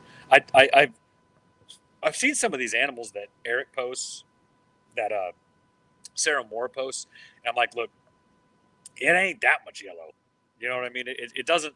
The expression of yellow is just very, very high in that Annery stripe boy, and it looks like he was just dipped in yellow. But I think that's also the diffusion of the pattern, right? It doesn't kind of have those borders or those things that happen in the pattern to keep that yellow down. So he kind of just looks like it's a dip, right? So that's, as we do this, I'm calling it a project just because I hear that word, Daddy, it's a project, right? And then you just get all excited about it. So it's it's a little project for me, but yeah. I showed Montrose that Annery male. And he said the same. He's like, what's going on? And I was like, me and Chris don't know. Yeah. He thinks that it has something to do with just the amount of hets going on, that there's some sort of influence there. Yeah. But that snake only has 2 hets involved in it that I am confident in, and that's it's het motley. It's either het motley or stripe, and it's going to be either het AML or het ultra. It's going to be one of the two. So, and I've bred, and now I'm into multiple seasons of breeding these even back to each other, and it's like I haven't had anything else pop out. Because so there was that one, and then there was the female. Now the female is the female had a ton of hets, right? No, the female Annery tessera, right? Yeah. That's going to be a ghost baby. So that's going to be het motley because it's from the same male, and then it's going to be het either AML or ultra. It'll be one of the two, and that's it. That one's also het hypo. I don't know, Jake must have had them mixed up then, because Jake was like, "Well, it's het for like 5 things." I was like, I don't remember him being het for 5 things. But I think it's because it's het motley or stripe, it's het ultra or AML, and then it's het hypo.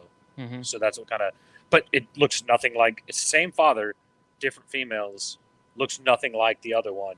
And there's another snake floating around. I showed you that picture, that tessera Annery that's from that same clutch. Yeah, that's almost even better looking. And it's not hypo. There's no hypo going on because I bred that male to a ghost. I bred him to absent and got 0 hypos. I don't know. Corn snakes are really tough. And they're from that male is from Don Soderbergh. I know it's genetics. The female is from Russell Southard. I know it's genetics, right? It's not like they sold these animals with undisclosed genetics, right? Right. So it's tough to figure out, but there could be things that they missed. There could be things that I missed. There could be things that, along the lines we all missed. That's kind of one of the fun things about this hobby is are we onto something or did we miss something?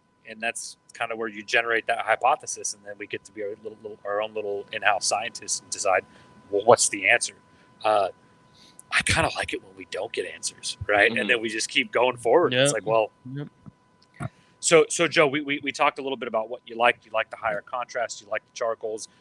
You like the whiteouts, which I'm stoked about because, I don't care who you are. A solid white corn snake with red eyes. It's fucking cool. They're fucking cool, man. Yeah. It's like really, really neat to see an adult blizzard or an adult whiteout. I think avalanche also falls in that same kind of wheelhouse. It's really neat because they can be genetic powerhouses and a solid white snake. It's not leucistic. It's not palmetto that may have some of those deleterious things going on. But it's kind of a neat thing. But what do you think the future of your collection, and what are you building towards? So once I hit that whiteout, like that goal, I'll still make more. Yeah. If I, vending things like that, if that ends up being in my future. Kind of trying to go 2 different directions with pewter, because I want some that are a lot more heavy black. I want like old static on a TV. Yeah. When you're trying to like, oh, I guess my free trial at HBO is over, or like, 3 a.m. Showtime titties flashing around. I want that static flowing around. So, but then on the other hand, I really like, I want to see if I can do something without throwing hypo or sunkissed in there, just sort of fading and getting more of that monotone gray, much thinner borders, selecting for that instead of the other way around, just so I can get much more of that monotone. But that's as far as that. I've also got I've got a pair of weirdos from that Carol Huddleston clutch. Yeah, go on about those. Yeah. So those are the ones that look like zombie sort of stuff. So a lot of her stuff still has that sort of zombie face, but what these ones are is the saddles. The color of the saddles is fading out from the middle towards the inner edges and leaving just this thin outline of red.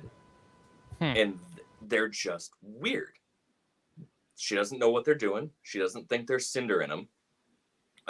One of the other guys in the chat has a female. I can't remember, Chris? I can't remember who has it. It's probably Chris. Right. And I was on the fence about him, and I was actually messaging Smitty while I was there. My kid's badgering me the whole time. Just get him. 10-year-old little girl basically telling me, suck it up by the snakes.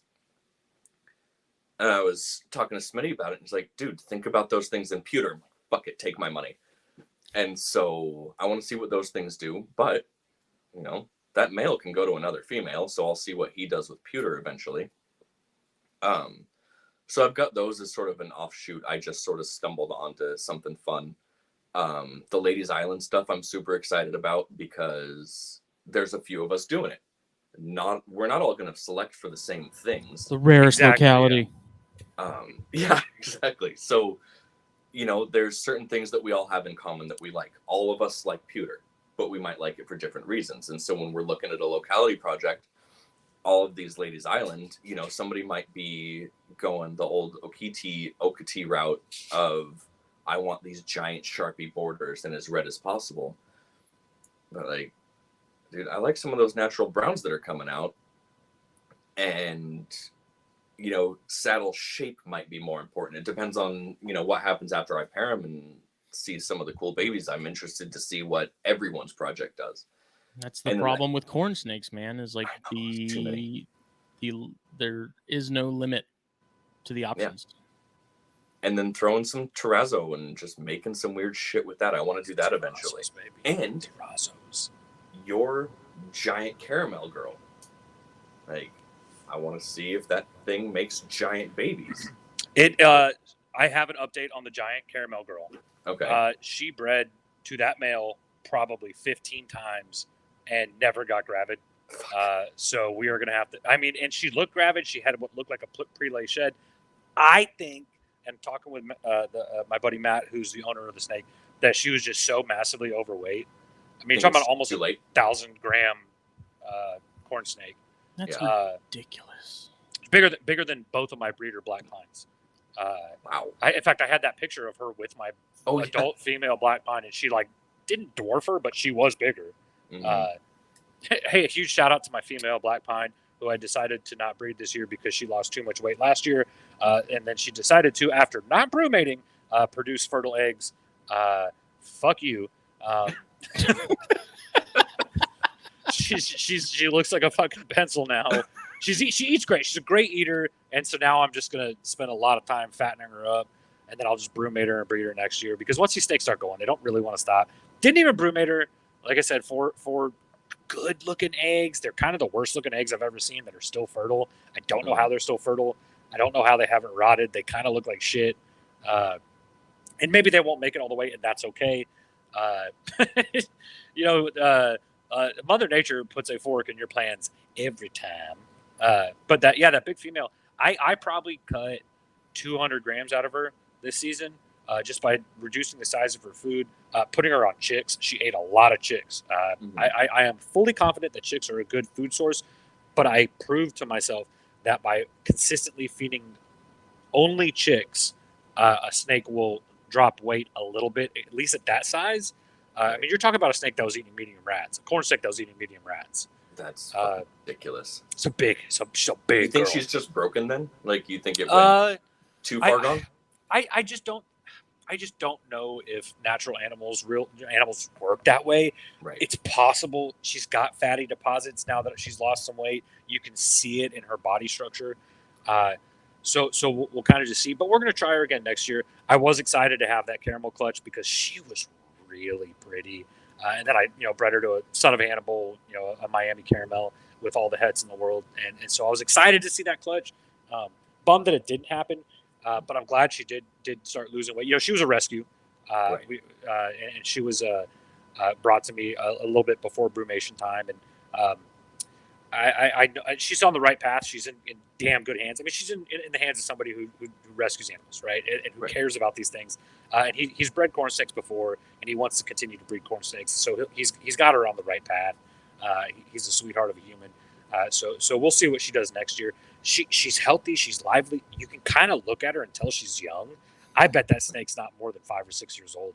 Wow, and that big. Jesus. But she was somebody's lone pet, and they just fed her. Next meal, and that's okay. That happens.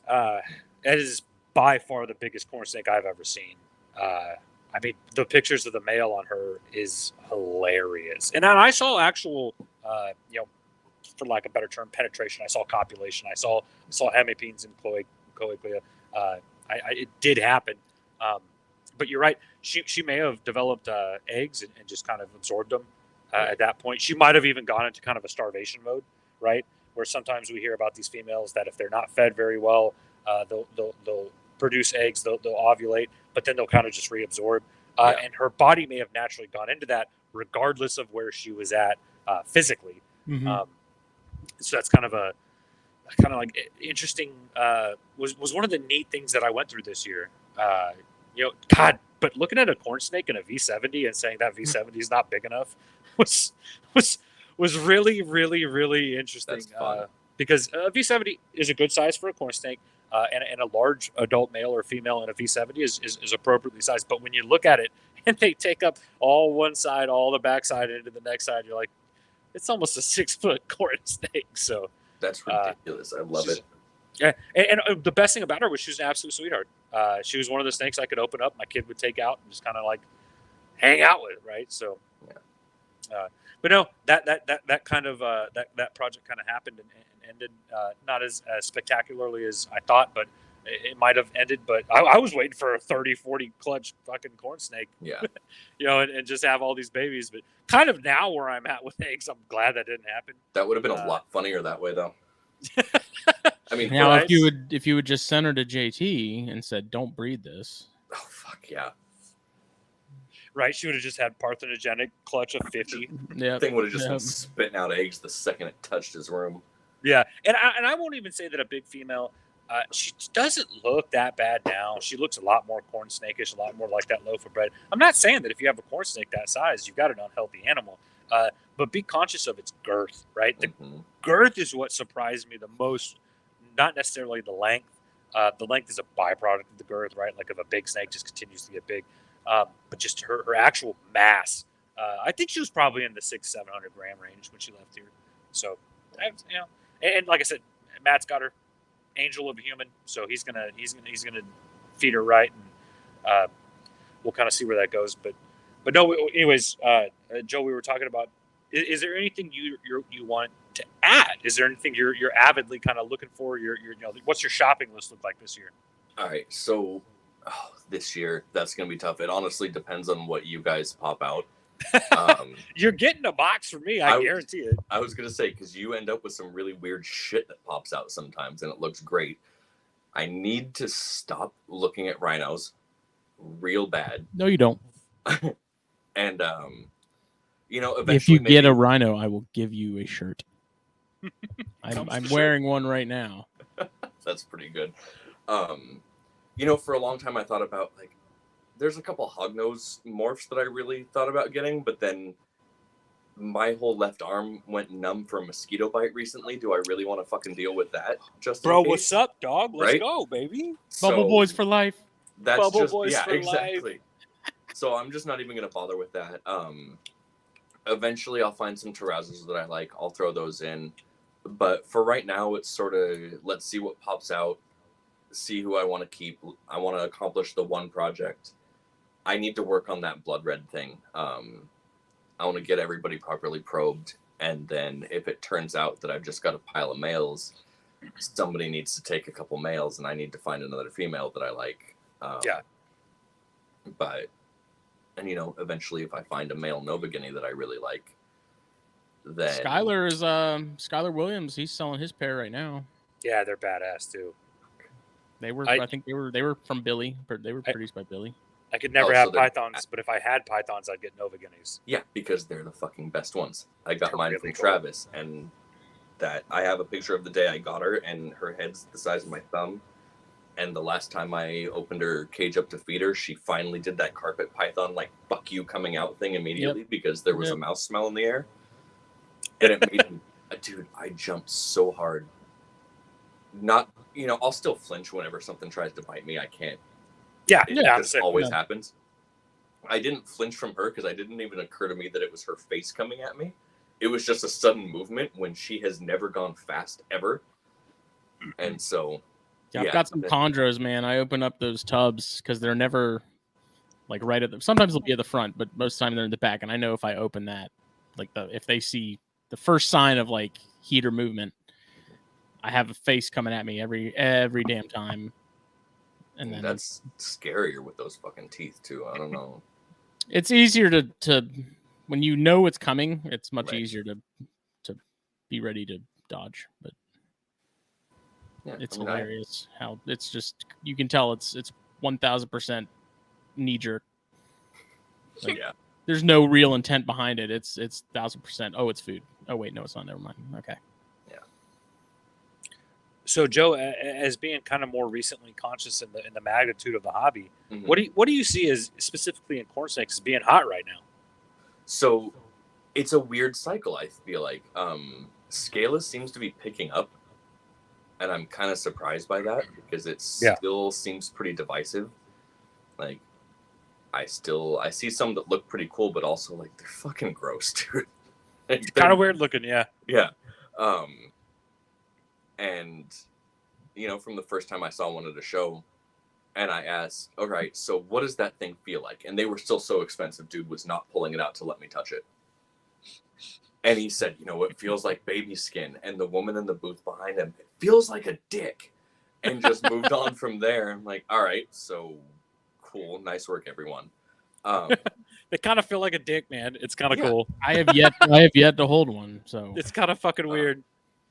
But yeah, I think we seem to be cycling back sort of towards like some of our, I don't want to say forefathers because we're not going all the way back to the doctor whose name I can't remember, but Bechtel. Even going thank you Bechtel, yeah.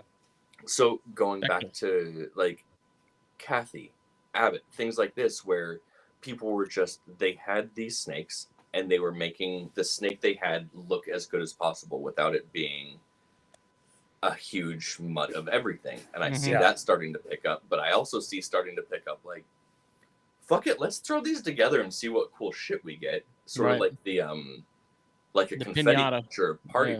Yeah. Dude, Eric Westmoreland, right? He has such hardcore data on all of his genetics, but he throws these crazy pairs together that he's like, got to make a lot of hets. But God, look at what we can do here. Look what we can do here. Look what we can do here. Yeah. And you end up with some really cool stuff. So I think it seems like after the giant, like that just huge rush that we got with all that COVID shit and everybody just buying up every single thing that they could. Yeah. The pet store next to me was paying $60-$70 wholesale for their Cresties before, not including shipping, which made it really easy to undercut their wholesalers, but that's a whole other thing. But all of that it's almost a glut. I don't think we'll ever hit ball python. I don't even think we'll necessarily hit the way that leopard geckos seem to go for a little bit. Maybe that's just because I was paying attention to them for a little while, where it's just piles and 5 deli cups deep stack on the table under the net sort of thing. But I think we seem to still be going on this really great uptick. It's slowing a little bit because people ran out of money, but people are starting to get back into corns specifically, but colubrids in general. Yeah. And I fucking love it. I get to see a lot of weird king snakes that I'm probably never going to keep because fuck king snakes. I'm biased because of a Pueblan milk that I had that I really disliked. It was a beautiful little sausage that constantly smelled fucking awful. Like, that was my whole experience with that snake. But I think people are... It might just be my feelings on it and I'm projecting on it, but there's so many good, conscientious breeders now that are sort of smaller hobbyists that are just doing, like, we listen to... Small batch. Yeah. You listen to Alex Horvath, and it's just like, I'm super excited to see what he pops out because of his selection process. Some of the guys they're doing it again. Some of the guys in the other groups where I think a lot of us, when we get to, and I like to pin it on, I feel this way, I feel like you feel this way. I get it sort of from my uncle and from Trumbauer and from a few of these other guys where it's give a kid a snake. Yeah. Like, I'm breeding these because I want to, and because I want to see what cool shit pops out, and I want to see what I can progress with the ingredients that I have and get it somewhere and maybe add some other ingredients here and there. Right. I'm not doing it because I want to make $200 a snake. Right. Like, fuck it. If somebody has a cage that need to throw something and it's a kid's first snake, that's awesome. Take it. If it happens to be some, like, your first snake's a pewter, cool. Have fun, kid. Right. Like, you're about to be ruined for life on these snakes. Like, it's never going to end. You're going to be doing this forever. I get more out of that than, like selling snakes. I like making a little bit of walking around money. Nothing crazy, but I get more fulfillment out of that kind of thing than I do selling, to a rando on Morph Market or whatever. And I think a lot of the hobby is going that way. I mean, look at Lisa Farina when she bred those fire skinks, and I saw them in person. They're awesome. Yeah. People doing these little projects just because they want to. I mean, everybody knows her because of the white lips, and I also saw some of her white lips. Those were also phenomenal. But, like, tiny little fire skink, that thing was amazing, and she did it just because she wanted to. And there's more people like that. The more a lot of the show culture is changing around here. There's fewer flipper tables. We still have the Triple L table, and it's still huge. And you know what? Sometimes I need a new pair of tweezers. Fuck it, I'll hit them up if nobody else has it. But there's a lot more smaller booths popping up with, they're bringing a planted display to show you what your gecko could look like in there. They're bringing a wide variety of these snakes. Some of the prices are dropping down, and hopefully that's where a big branch of this is going, because there's also, like, I went to the Anaheim show, and you still get, like, the ball python and the retic bros that are somewhat, like, there's a couple of the retic breeders at our local-ish shows. Fucking rad guys. Super nice. Like, they'll just hang out and chat forever. They know you're not buying a retic, and they just want to hang out and talk snakes. Like, what cool shit have you seen? But then you also get, like, something just like, buy all of my snakes. I got this clutch of 90 things, and I scooped them out with my J. Brewer signature ice cream scoop. Let's get these fuckers off my table. But that seems to be less here. I don't know what it's like for, I've never been to a Texas or an East Coast or a South show, but at least the California shows seem to be a lot more of these small hobby breeders, and it seems to be cycling back, because that's how I remember starting. The fire is fading a lot for the big box breeders in Texas. you get a lot more. You get a lot more of these craft guys that are doing less shows, that are more excited to be at that show, that are much more willing to visit with you and want to tell you more about what that animal is on their table and give you a lot more information about it. And you're completely right. Like there's a huge difference from that, table just stacked up full of either imports or wholesale animals. And I vend these shows, right? I vend 2 shows a year. It's a smaller show, and I'll have 10 snakes, 10 geckos. My brother has a whole bunch of really, really, really neat high-end geckos, and people flock to our table because we want to talk to them. We want to hear what they have to say.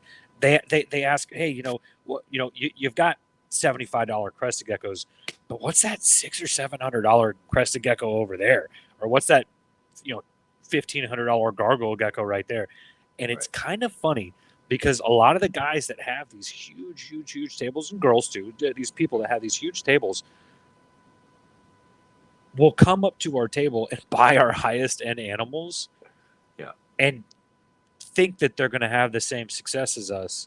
And it has nothing to do with the quality. Well, to some extent, the quality of our animals, but what our animals are, much more to do with what our attitude is when somebody comes up to the table.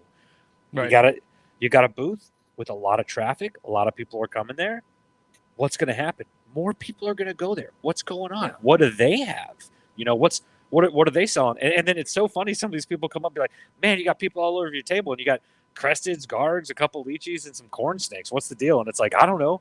Are you interested? No. I mean, I don't really deal with that stuff. I do retics, or I got ball pythons or something. I'm like, well, talk to me for 10 minutes and tell me why you don't want to get into these. And man, I've had people walk off with a stack of crested geckos, or and it's you got to kind of market yourself. You got to sell yourself a little bit each time you're vending that table. Yeah, I love it. It's so much better that way. It's when I started again and more, I consider it my adult life, like my old man life. One of the shows I went to, I think I was there with my brother. He used to be like my reptile show buddy. He moved, so now I go alone or with the kid. My partner does not like going to reptile shows. Too many people. My wife does not. She does not reptile show. She's not a reptile shower. Yeah. But I walked up to one of these tables, and there's a mom and a kid. Mom's got cash in hand. I don't even remember what was at the table because I was 2 people back. I'm tall enough that I can see over most of the people right in the front row. Yeah. And unless I'm trying to get in and talk to somebody about a specific animal, first off, I'll fucking wait, whatever. But I'm just looking to see what people have and kind of gauge the attitude of the people around. She's got cash in hand, and the kid's pointing at a slot in the acrylic display. Dude looks past her and asks me what's going on. I'm like, you're a fucking idiot. You never gave that kid the time of day, and that's all that parent is there to do, is support their child. There's been tables where I've walked by and looked at something that seemed interesting and had interest in actually buying it, and asked the person about it and got short one-word answers. Mm-hmm. Or you could tell they were just kind of like just jaded, and I'm okay. That's enough for me. Like I'm not gonna. I do this every weekend. I'm not getting out of my chair to tell you about it. Buy it or don't. I'll sell it to the next show. Yeah. Oh, dude. Have at it. Dude's sitting, just like cruising his phone, just cruising Instagram. Like, I understand having a chair. Yeah. I've got, my feet are sore. I'll sit down for a little bit. I've got a fucked up ankle, but also, like, if somebody comes up and they want to talk about some silly ass dirt snake, I'm jumping up. Sitting at other people's booths. I've got one of my buddies at the shows is, he does rodents, and then he does a shit ton of ball pythons. As a habit, I don't really, there's a few ball pythons that I like. A piebald ball python, I don't give a shit what other genes it has in it, will always look cool to me. Especially They're the low. So badass. Right? Like, why the fuck do you look like that? It's great. Especially low white, when it just looks like some melted weird colors on it. I love that shit. I'm like, I don't have space to put a bunch of ball pythons. The kid's got a rescue ball python that she tricked me into buying. And I've got one that I got from Cusco when I was still like, oh my God, there's other reptile people here, and this one looks really cool. Yeah, coral globe means banana, and those end up looking not as pretty as they get older because they're fucking ball pythons. He's still great, and I love him, but fuck that snake. Fucking tangent and completely lost where I was going. Anyways, we were talking about the coherency that you have with somebody as you're walking by a table or you're even bending a table. Yeah. But yeah.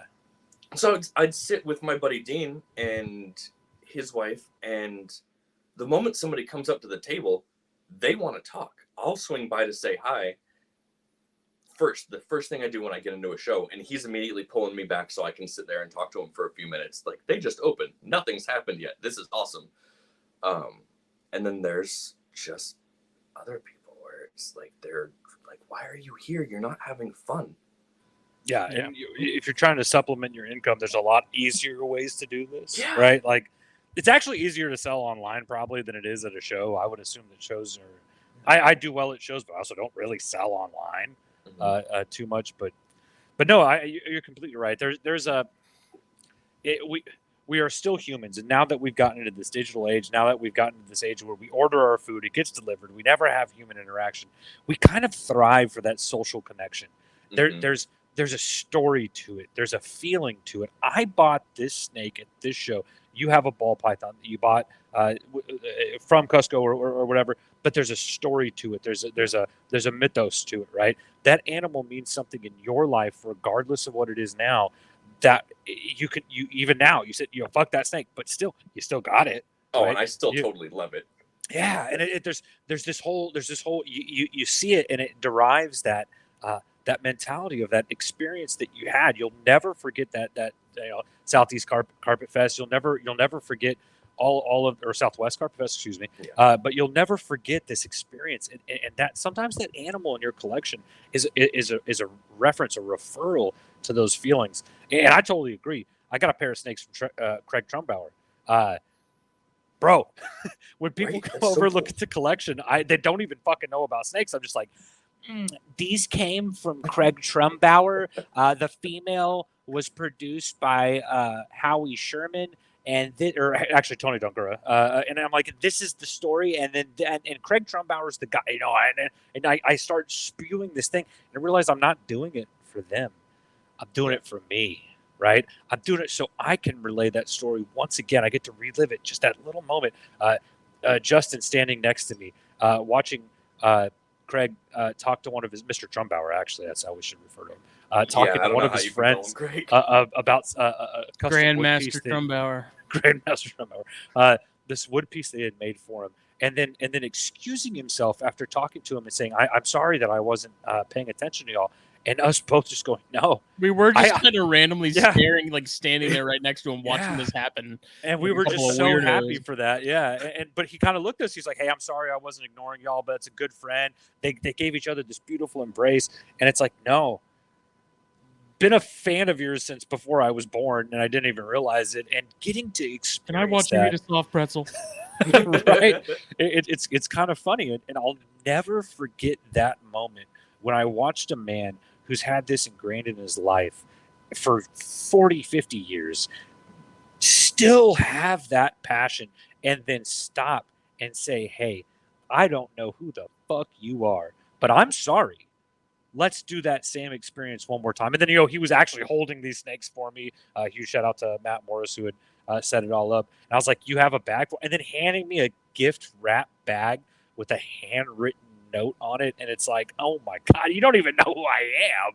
And that's it's and then getting to share that with one of my best friends, Justin, standing right next to me, right? Like, all of these emotions that I'm feeling are probably reflected through the smile that I was ear to ear, and then it's bounced off of the experience I had just had watching him, and it was immediately recognized. We both knew, oh my god, yeah, we all love this stuff, and so it's I kind of just tangented a little bit, but these experiences, these values that we build our life off of, are ingrained in these children that are going to these shows, that are looking at this, that these parents that are with these kids. I've had plenty of parents message me after buying a snake or a gecko from me and be like, hey, we kind of want another one.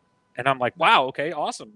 Let me know which animal you bought and when you bought it, and they'll tell me. And I'm like, oh, I remember that your kid was looking for this. You ended up going with this, and like and I'm like, and sometimes I'll be like, hey, here's a couple people that I would highly suggest buying from. I don't have anything available now, and they just go, no, I'll wait till you have something available. Just let us know, and I'll write it down. I have a little memoir book kind of thing, a little journal, and I'll write down, hey, if this happens to be produced, let's message this person. Dear diary, dear diary.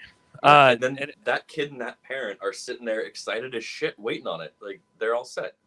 I remember even full-grown man, Carol Huddleston gave me that non-feeder snake. She just said, I want that one. How much do you want? And she laughed and just put it in a cup and like, here, you got those weirdos from me. I bought snakes from her before. Motherfucker, I was 10 feet tall after that. You couldn't tell me shit. Yeah. That snake was already dead in that cup, basically, because it hadn't eaten yet. I was walking around telling people, you all need to go. I would have told him to go to Low Belly anyway, but like, that was one of the best things that's ever happened to me at a reptile show. Isn't that I think like there's a certain, you only get that from someone who's at a certain point in their love for the hobby, if that makes sense. Like there's a threshold that the people that were never in it for the money, the people that were only in it because they loved it. Mm-hmm. Yeah. It's kind of interesting. It's kind of special. We hear these stories of people that sell snakes to people, and then 20 years later they come back to their table and say, hey, I'm a herpetologist now.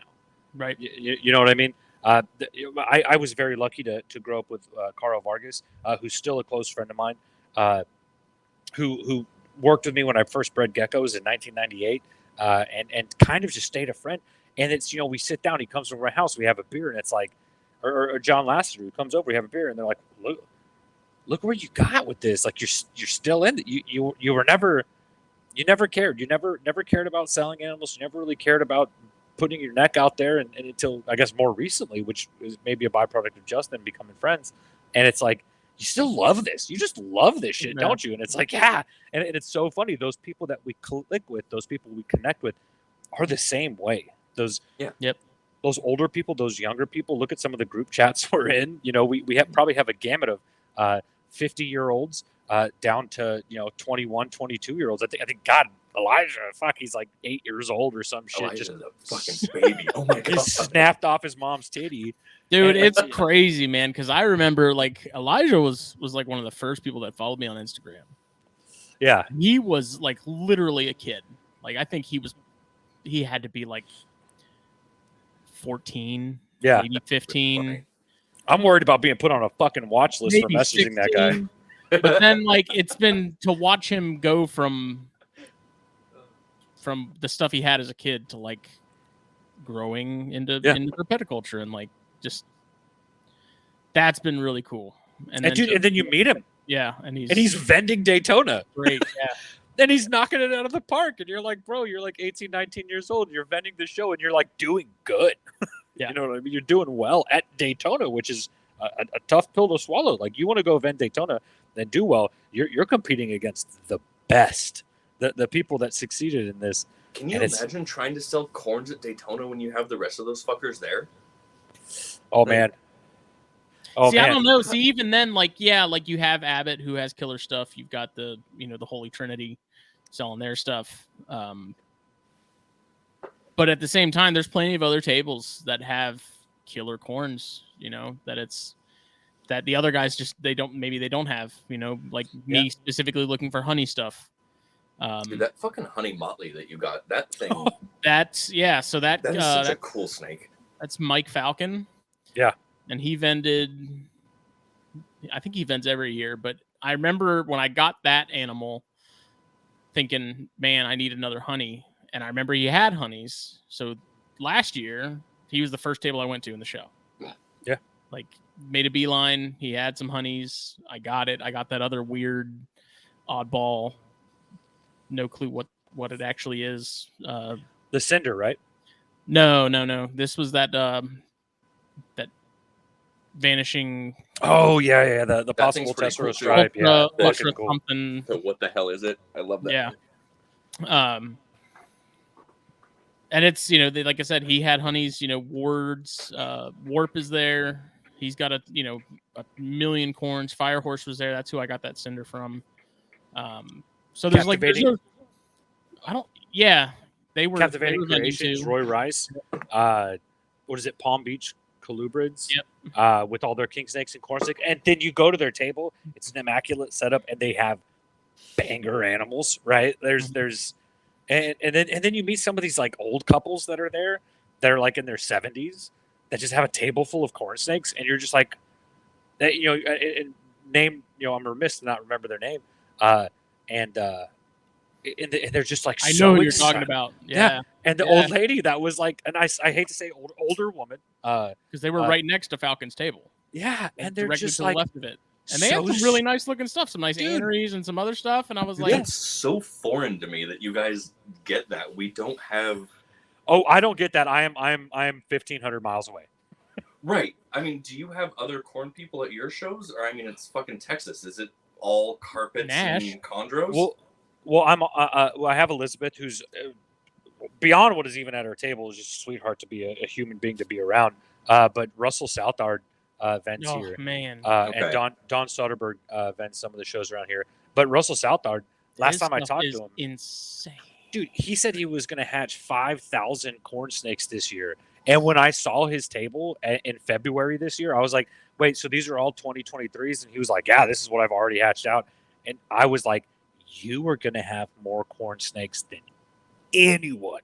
And he was all like, yeah. And he you know, he goes That's on more about corns than everyone, not anyone. Like, and I even asked him to come on the show. And there was a funny response that he gave me. He's interested, maybe. But he's going to be feeding while he's on the show because he has to do 9 things at once. That's a lot of fucking babies. He even, because he's full time and he has a little hustle. He does a little bit of importing, and he'll have some cool stuff on his table. He'll have some, you know, red-footed tortoises or some other kind of like more pet-friendly stuff. But his corn snakes, but he does something that's so cool every show that I think is cool. And me and Elizabeth talked about this in the last show. Is he'll have a little sack and it'll say corn snake, you know, $30. And I always was like, he's like putting his normal. Box? It's a blind box. And I was like, it's a normal. It's a normal. And every time somebody, because I vended right next to him recently, and or in February, I walked up and I was like, what was that? And he was like, oh, that was a cinder caramel. Yeah. Or, you know, he was like, oh, that was a, because I bought an AML shatter from him that he pretty much just gave to me, right? He was like, oh yeah, for, you know, $40, AML shatter. And I was like, this, because none of his stuff has prices on it, which is one thing he does really well. But he knows the genetics, dude. He has numbers on the bottom of every tub, and if you ask him, hey, what are the genetics of this animal? He looks at it, he's like, oh, this is this.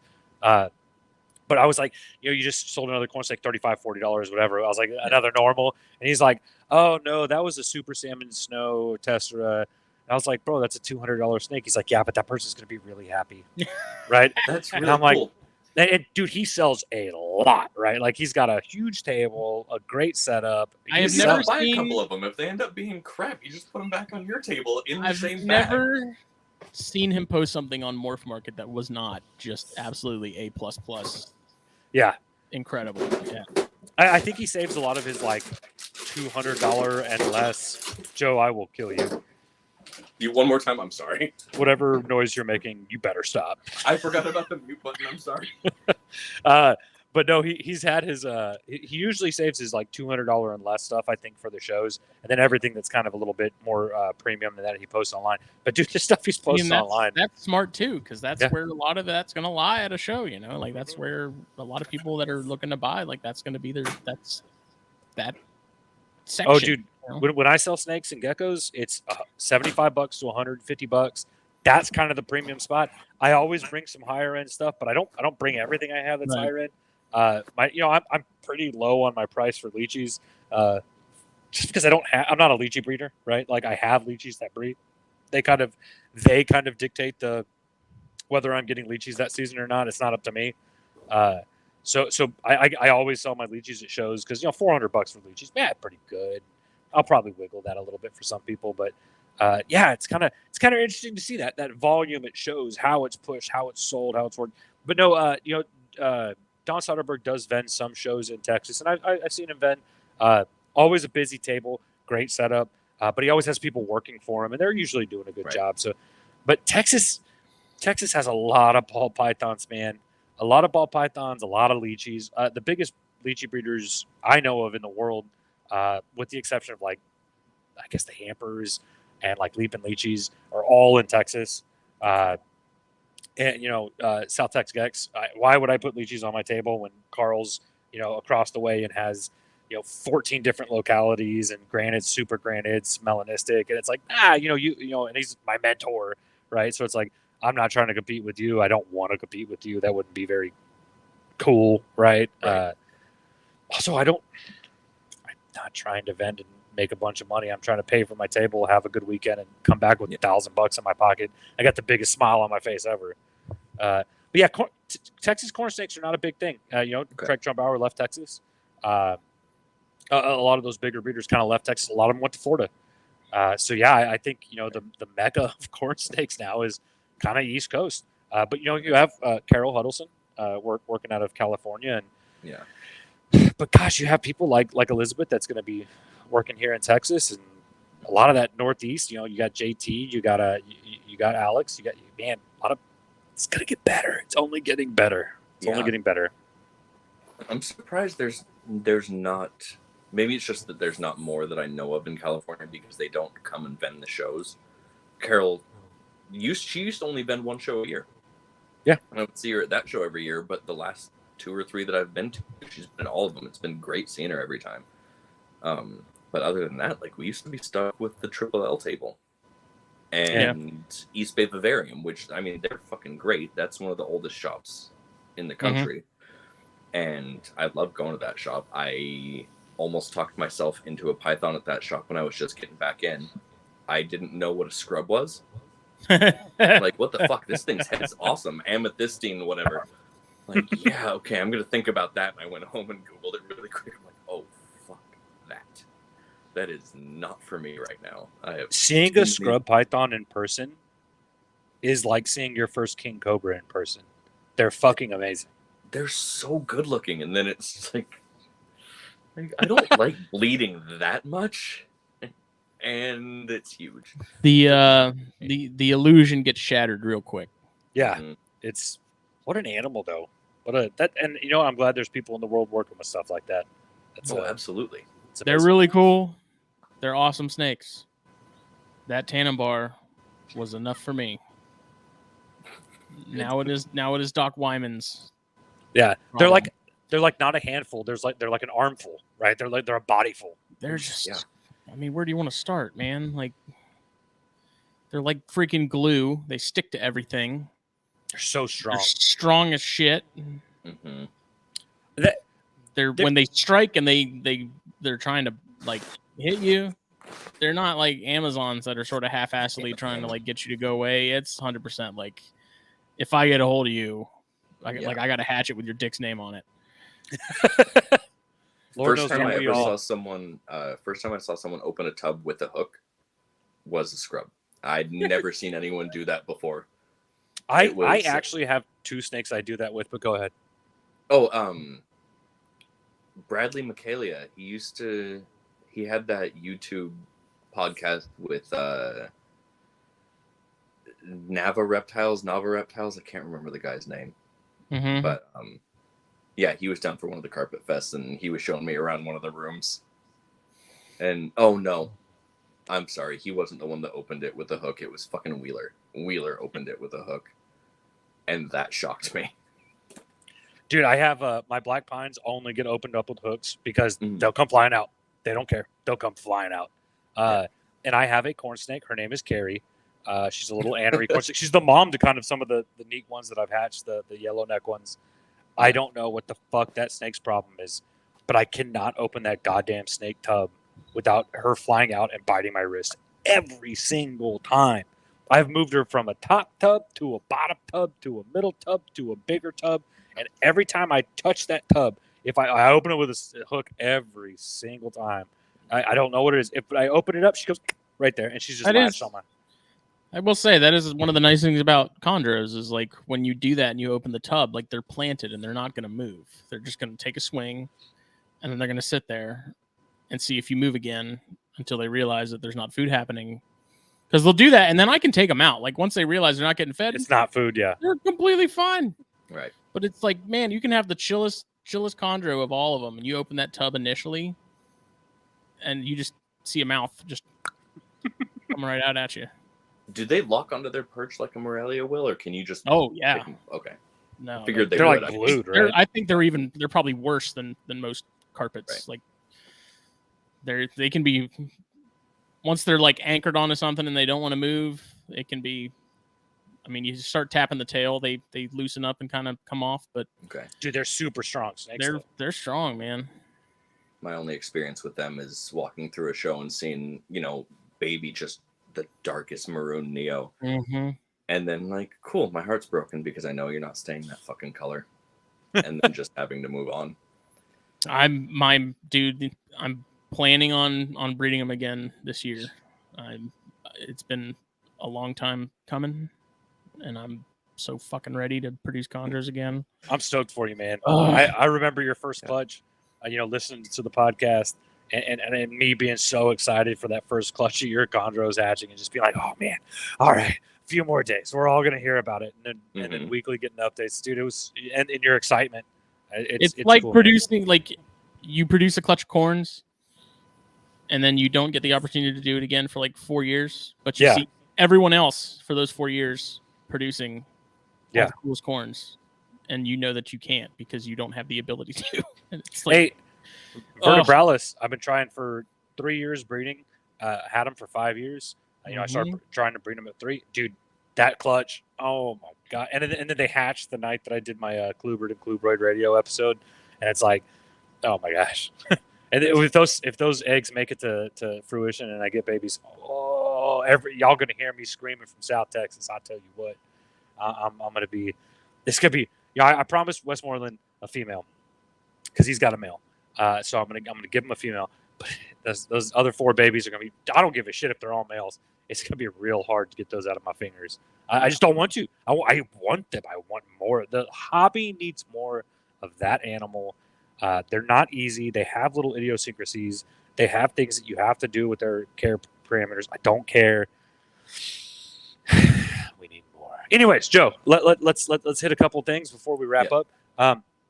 Let's say you got somebody new that wants to get into breeding corn snakes, not keeping. They maybe have a couple, and you say, all right, you're going to breed corn snakes. What are the few tips you would tell them?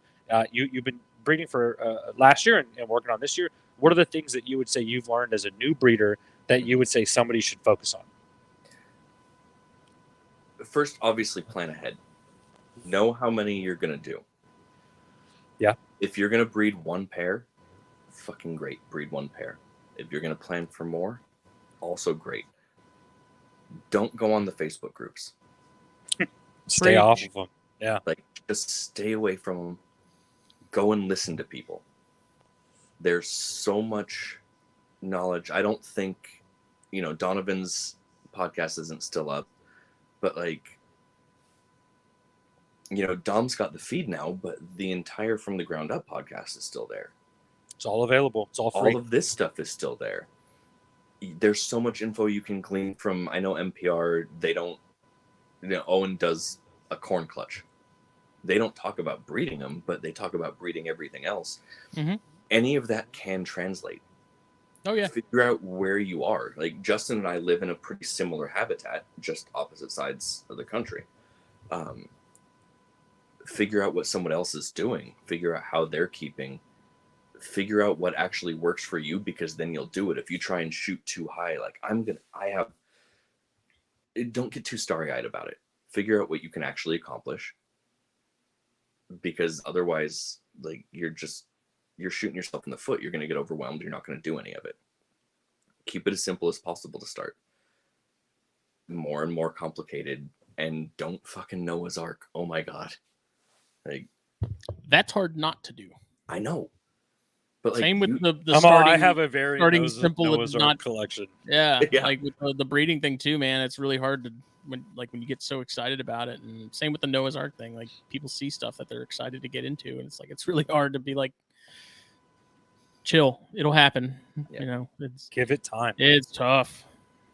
I've got corn snakes that didn't breed at 3 years, that didn't breed at 4 years, that did breed this year at 5 years. My AML Motley, who I got a beautiful clutch from this year, I raised her from a baby. It's a little Hurricane Motley, gorgeous snake. Corn snakes don't always breed at 3 years. She was every bit the size. Corn snakes don't breed at 4 years. I didn't get rid of that snake. The internet says. Yeah, I had a corn snake this year breed at like 2 years old, right? Like you're not always going to know what an ovulation looks like. You're not always going to know what breeding temperatures need to be. You're not always going to know how to incubate, right? But there's a whole bunch of free information out there to tell you how to do it. Yeah. So don't get disheartened when it doesn't work. We don't talk enough about those failures. Yeah, I think that's part of the problem is not a lot of people think about failures. Like I don't try to be arrogant about it. I'm pretty smart. I probably have memorized Kathy's book 3 times over and forgotten it immediately. Every once in a while, I'll jump on our chat and like, so what the fuck is the incubation temperature? I woke up dumb today. Like, what do I even do? What the hell is a snake? And then, you know, just it depends on the day. Like, be okay with the fact that some days you're gonna suck. Don't have a vacation planned and for the week that your corns would be hatching if you had them incubating to hatch at 60 days and then decide, mom can't take care of babies, I'll drop them 5 degrees, because then you wait till day 79 and you will go out of your goddamn mind. That sounds like a thing. It's oddly specific. Yeah. But yeah, just like be okay with failing.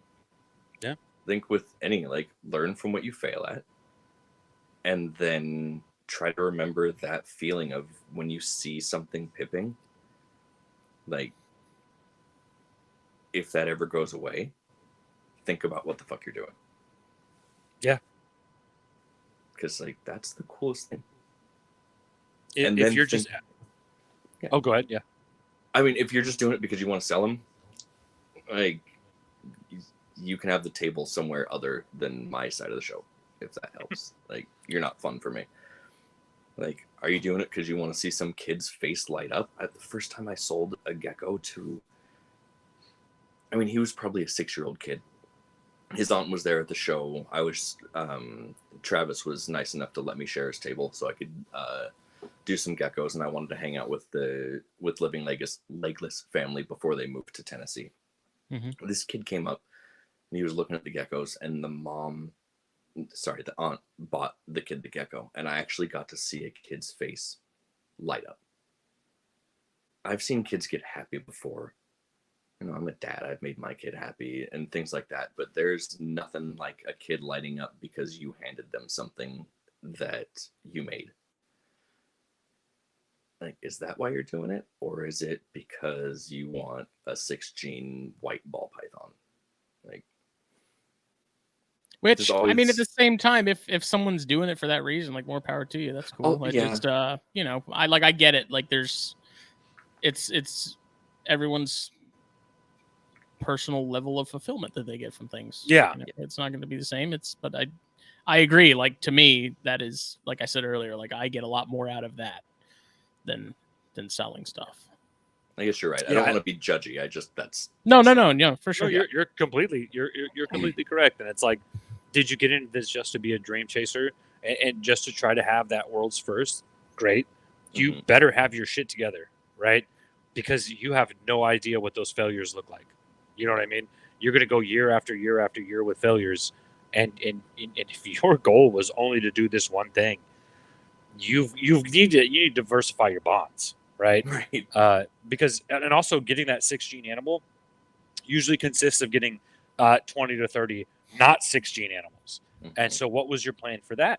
And we kind of see a lot of the big breeders are the ones that get the world's first or kind of the neatest, most intricate line bred animals.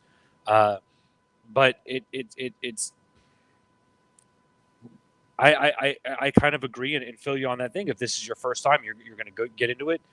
Just be excited about hatching that first egg And if you're not, don't feel bad saying this isn't for you. Don't feel bad saying a species isn't for you. Don't feel bad saying that Puebloan milk snakes are stinky little sausages. Like, don't ever feel obligated to like something because other people like it. It has nothing to do with that. It is about what your personal opinion is, because your personal relationship with that collection will be reflected back to you in your animals. And if you're not having fun taking care of them, you're not having fun cleaning shit, you're not having fun hatching normals, you're not going to enjoy it, right? You've got to find some level of enjoyment in there, you know. And I mean, the people that don't are the ones that end up getting out of it and moving on to something else. So it's, it's natural selection, I guess, to a degree, and then it's just one of those things again where it's like, if someone, like, there are people that are in this hobby for money, and if that's the case, awesome. Like, objectively, I really don't care. Like, that's the way they want to roll. Yeah. I'll never understand it from that perspective, because that's just not where I'm at. I mean, it is, when you breed on any sort of scale, anybody who says it's not about money is, it's like, it's got to be a little bit about money, because it has to cost money. These things, you're not going to hold on to every single baby you ever produce. No. Just because you want it as a pet. Like, there's just, so I don't know. Like, I don't get, I don't get judgy either. It's just one of those things. It's like, if that's what someone wants to do it for, great. That's any industry, you're going to have that. It is whatever. It doesn't have any effect on me and what I'm doing. Yeah, you got people that have been breeding since 1994, like Westmoreland, who is now making it a full-time job after working strenuous hours his whole life. And hell yeah, it's about money for him, and it should be. But talk to him. He ain't breeding those snakes because of money. He's breeding those snakes because he loves doing it, and he found out he could make money about it. But I know people that have been breeding for a couple years that are doing it full time, and it is about the money.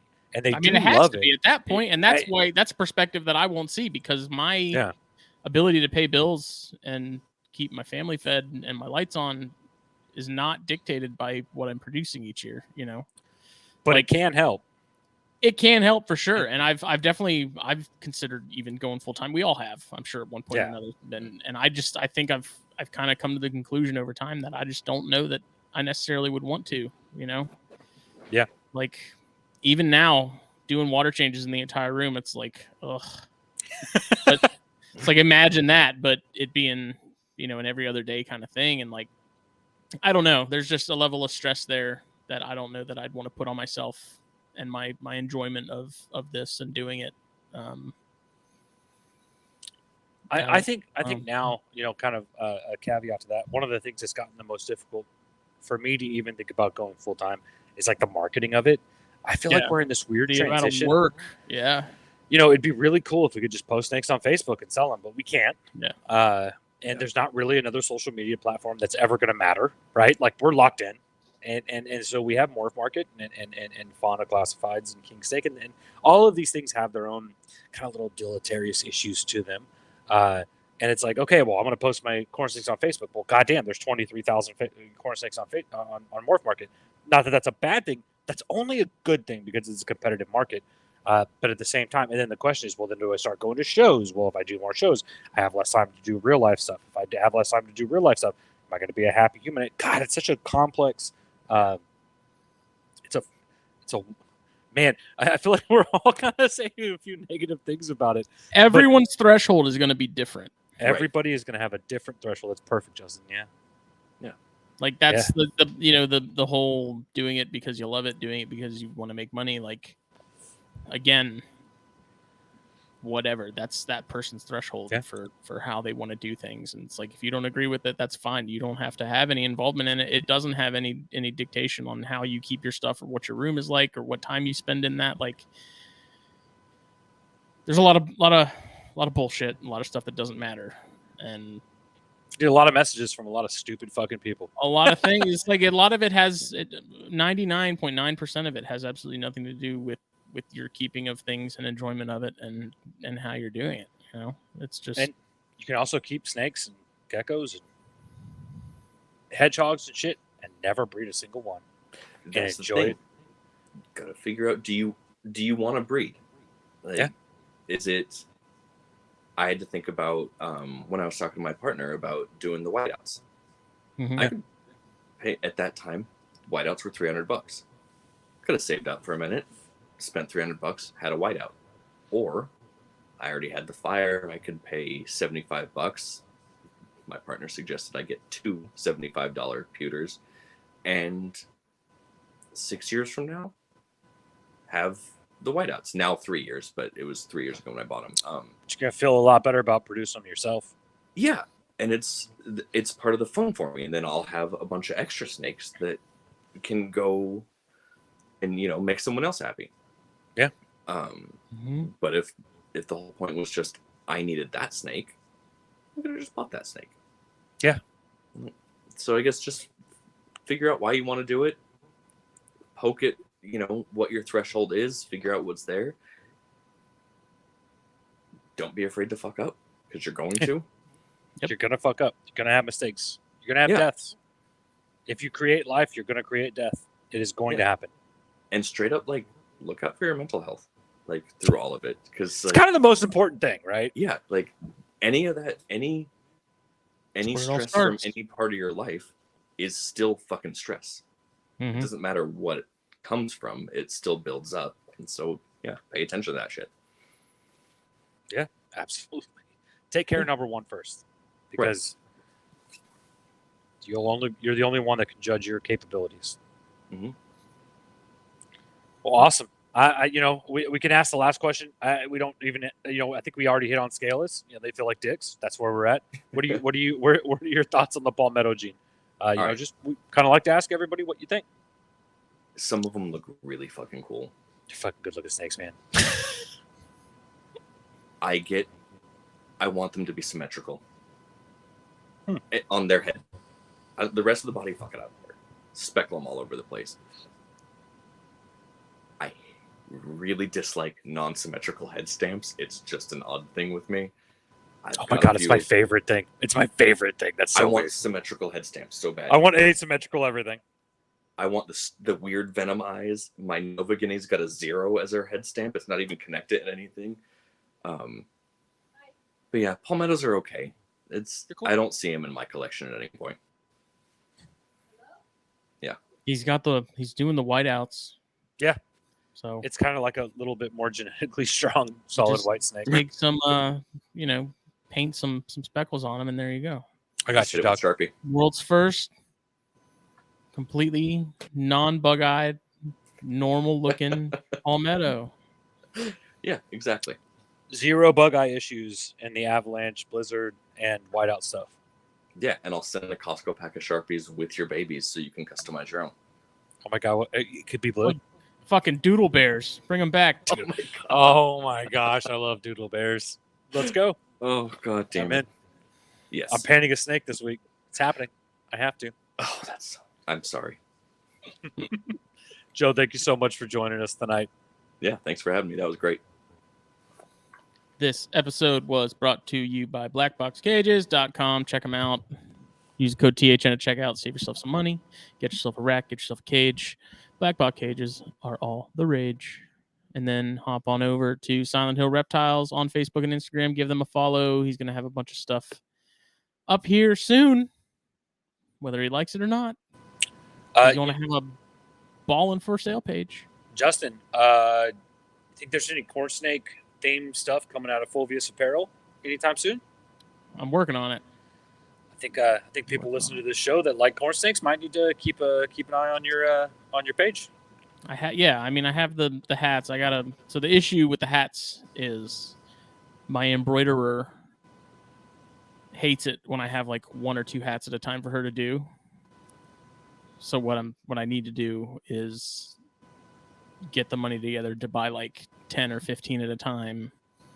Yeah. And get it just knocked out, and then because I took them off they're on the website, but I have them as out of stock because I don't have any in stock. But basically, I want to be able to get together a group of them and then have her just do them in larger batches. That way, she's not having to like work it in between jobs that we're doing already and some other stuff. So, working on it. Awesome. I love it. I love the shirt. I love your shirts that you're making are fucking great. They're smooth. They're soft. Love the hat. I have a couple hats from you. It's good shit. And I'm not even saying that because, like, you're my friend. It's just actually good shit. Yeah, I got a lot of stuff still to add in terms of designs that are done, and I've already sort of sold some before I had the website up and whatnot. Got some other, a ton of designs that have WIP as their file name with the species, because that's a work in progress. I've been spending hours on the weekends and then staying up late most nights, just earbuds in, cigar lit, just hammering away. And it's been really good to help me get better with Photoshop and that kind of stuff. And which translates over to me being able to do my day job better. So all around it works out. It's good. So check it out, fullvisaapparel.com. Follow me on Instagram, follow me on Facebook. It's literally like 2 weeks old. So come on. I'm gonna have another discount code ready to go here soon. Awesome. Love you guys. Thank you so much for listening. Yeah, man. It's good. I enjoyed it. Thank you, Joe. Bye.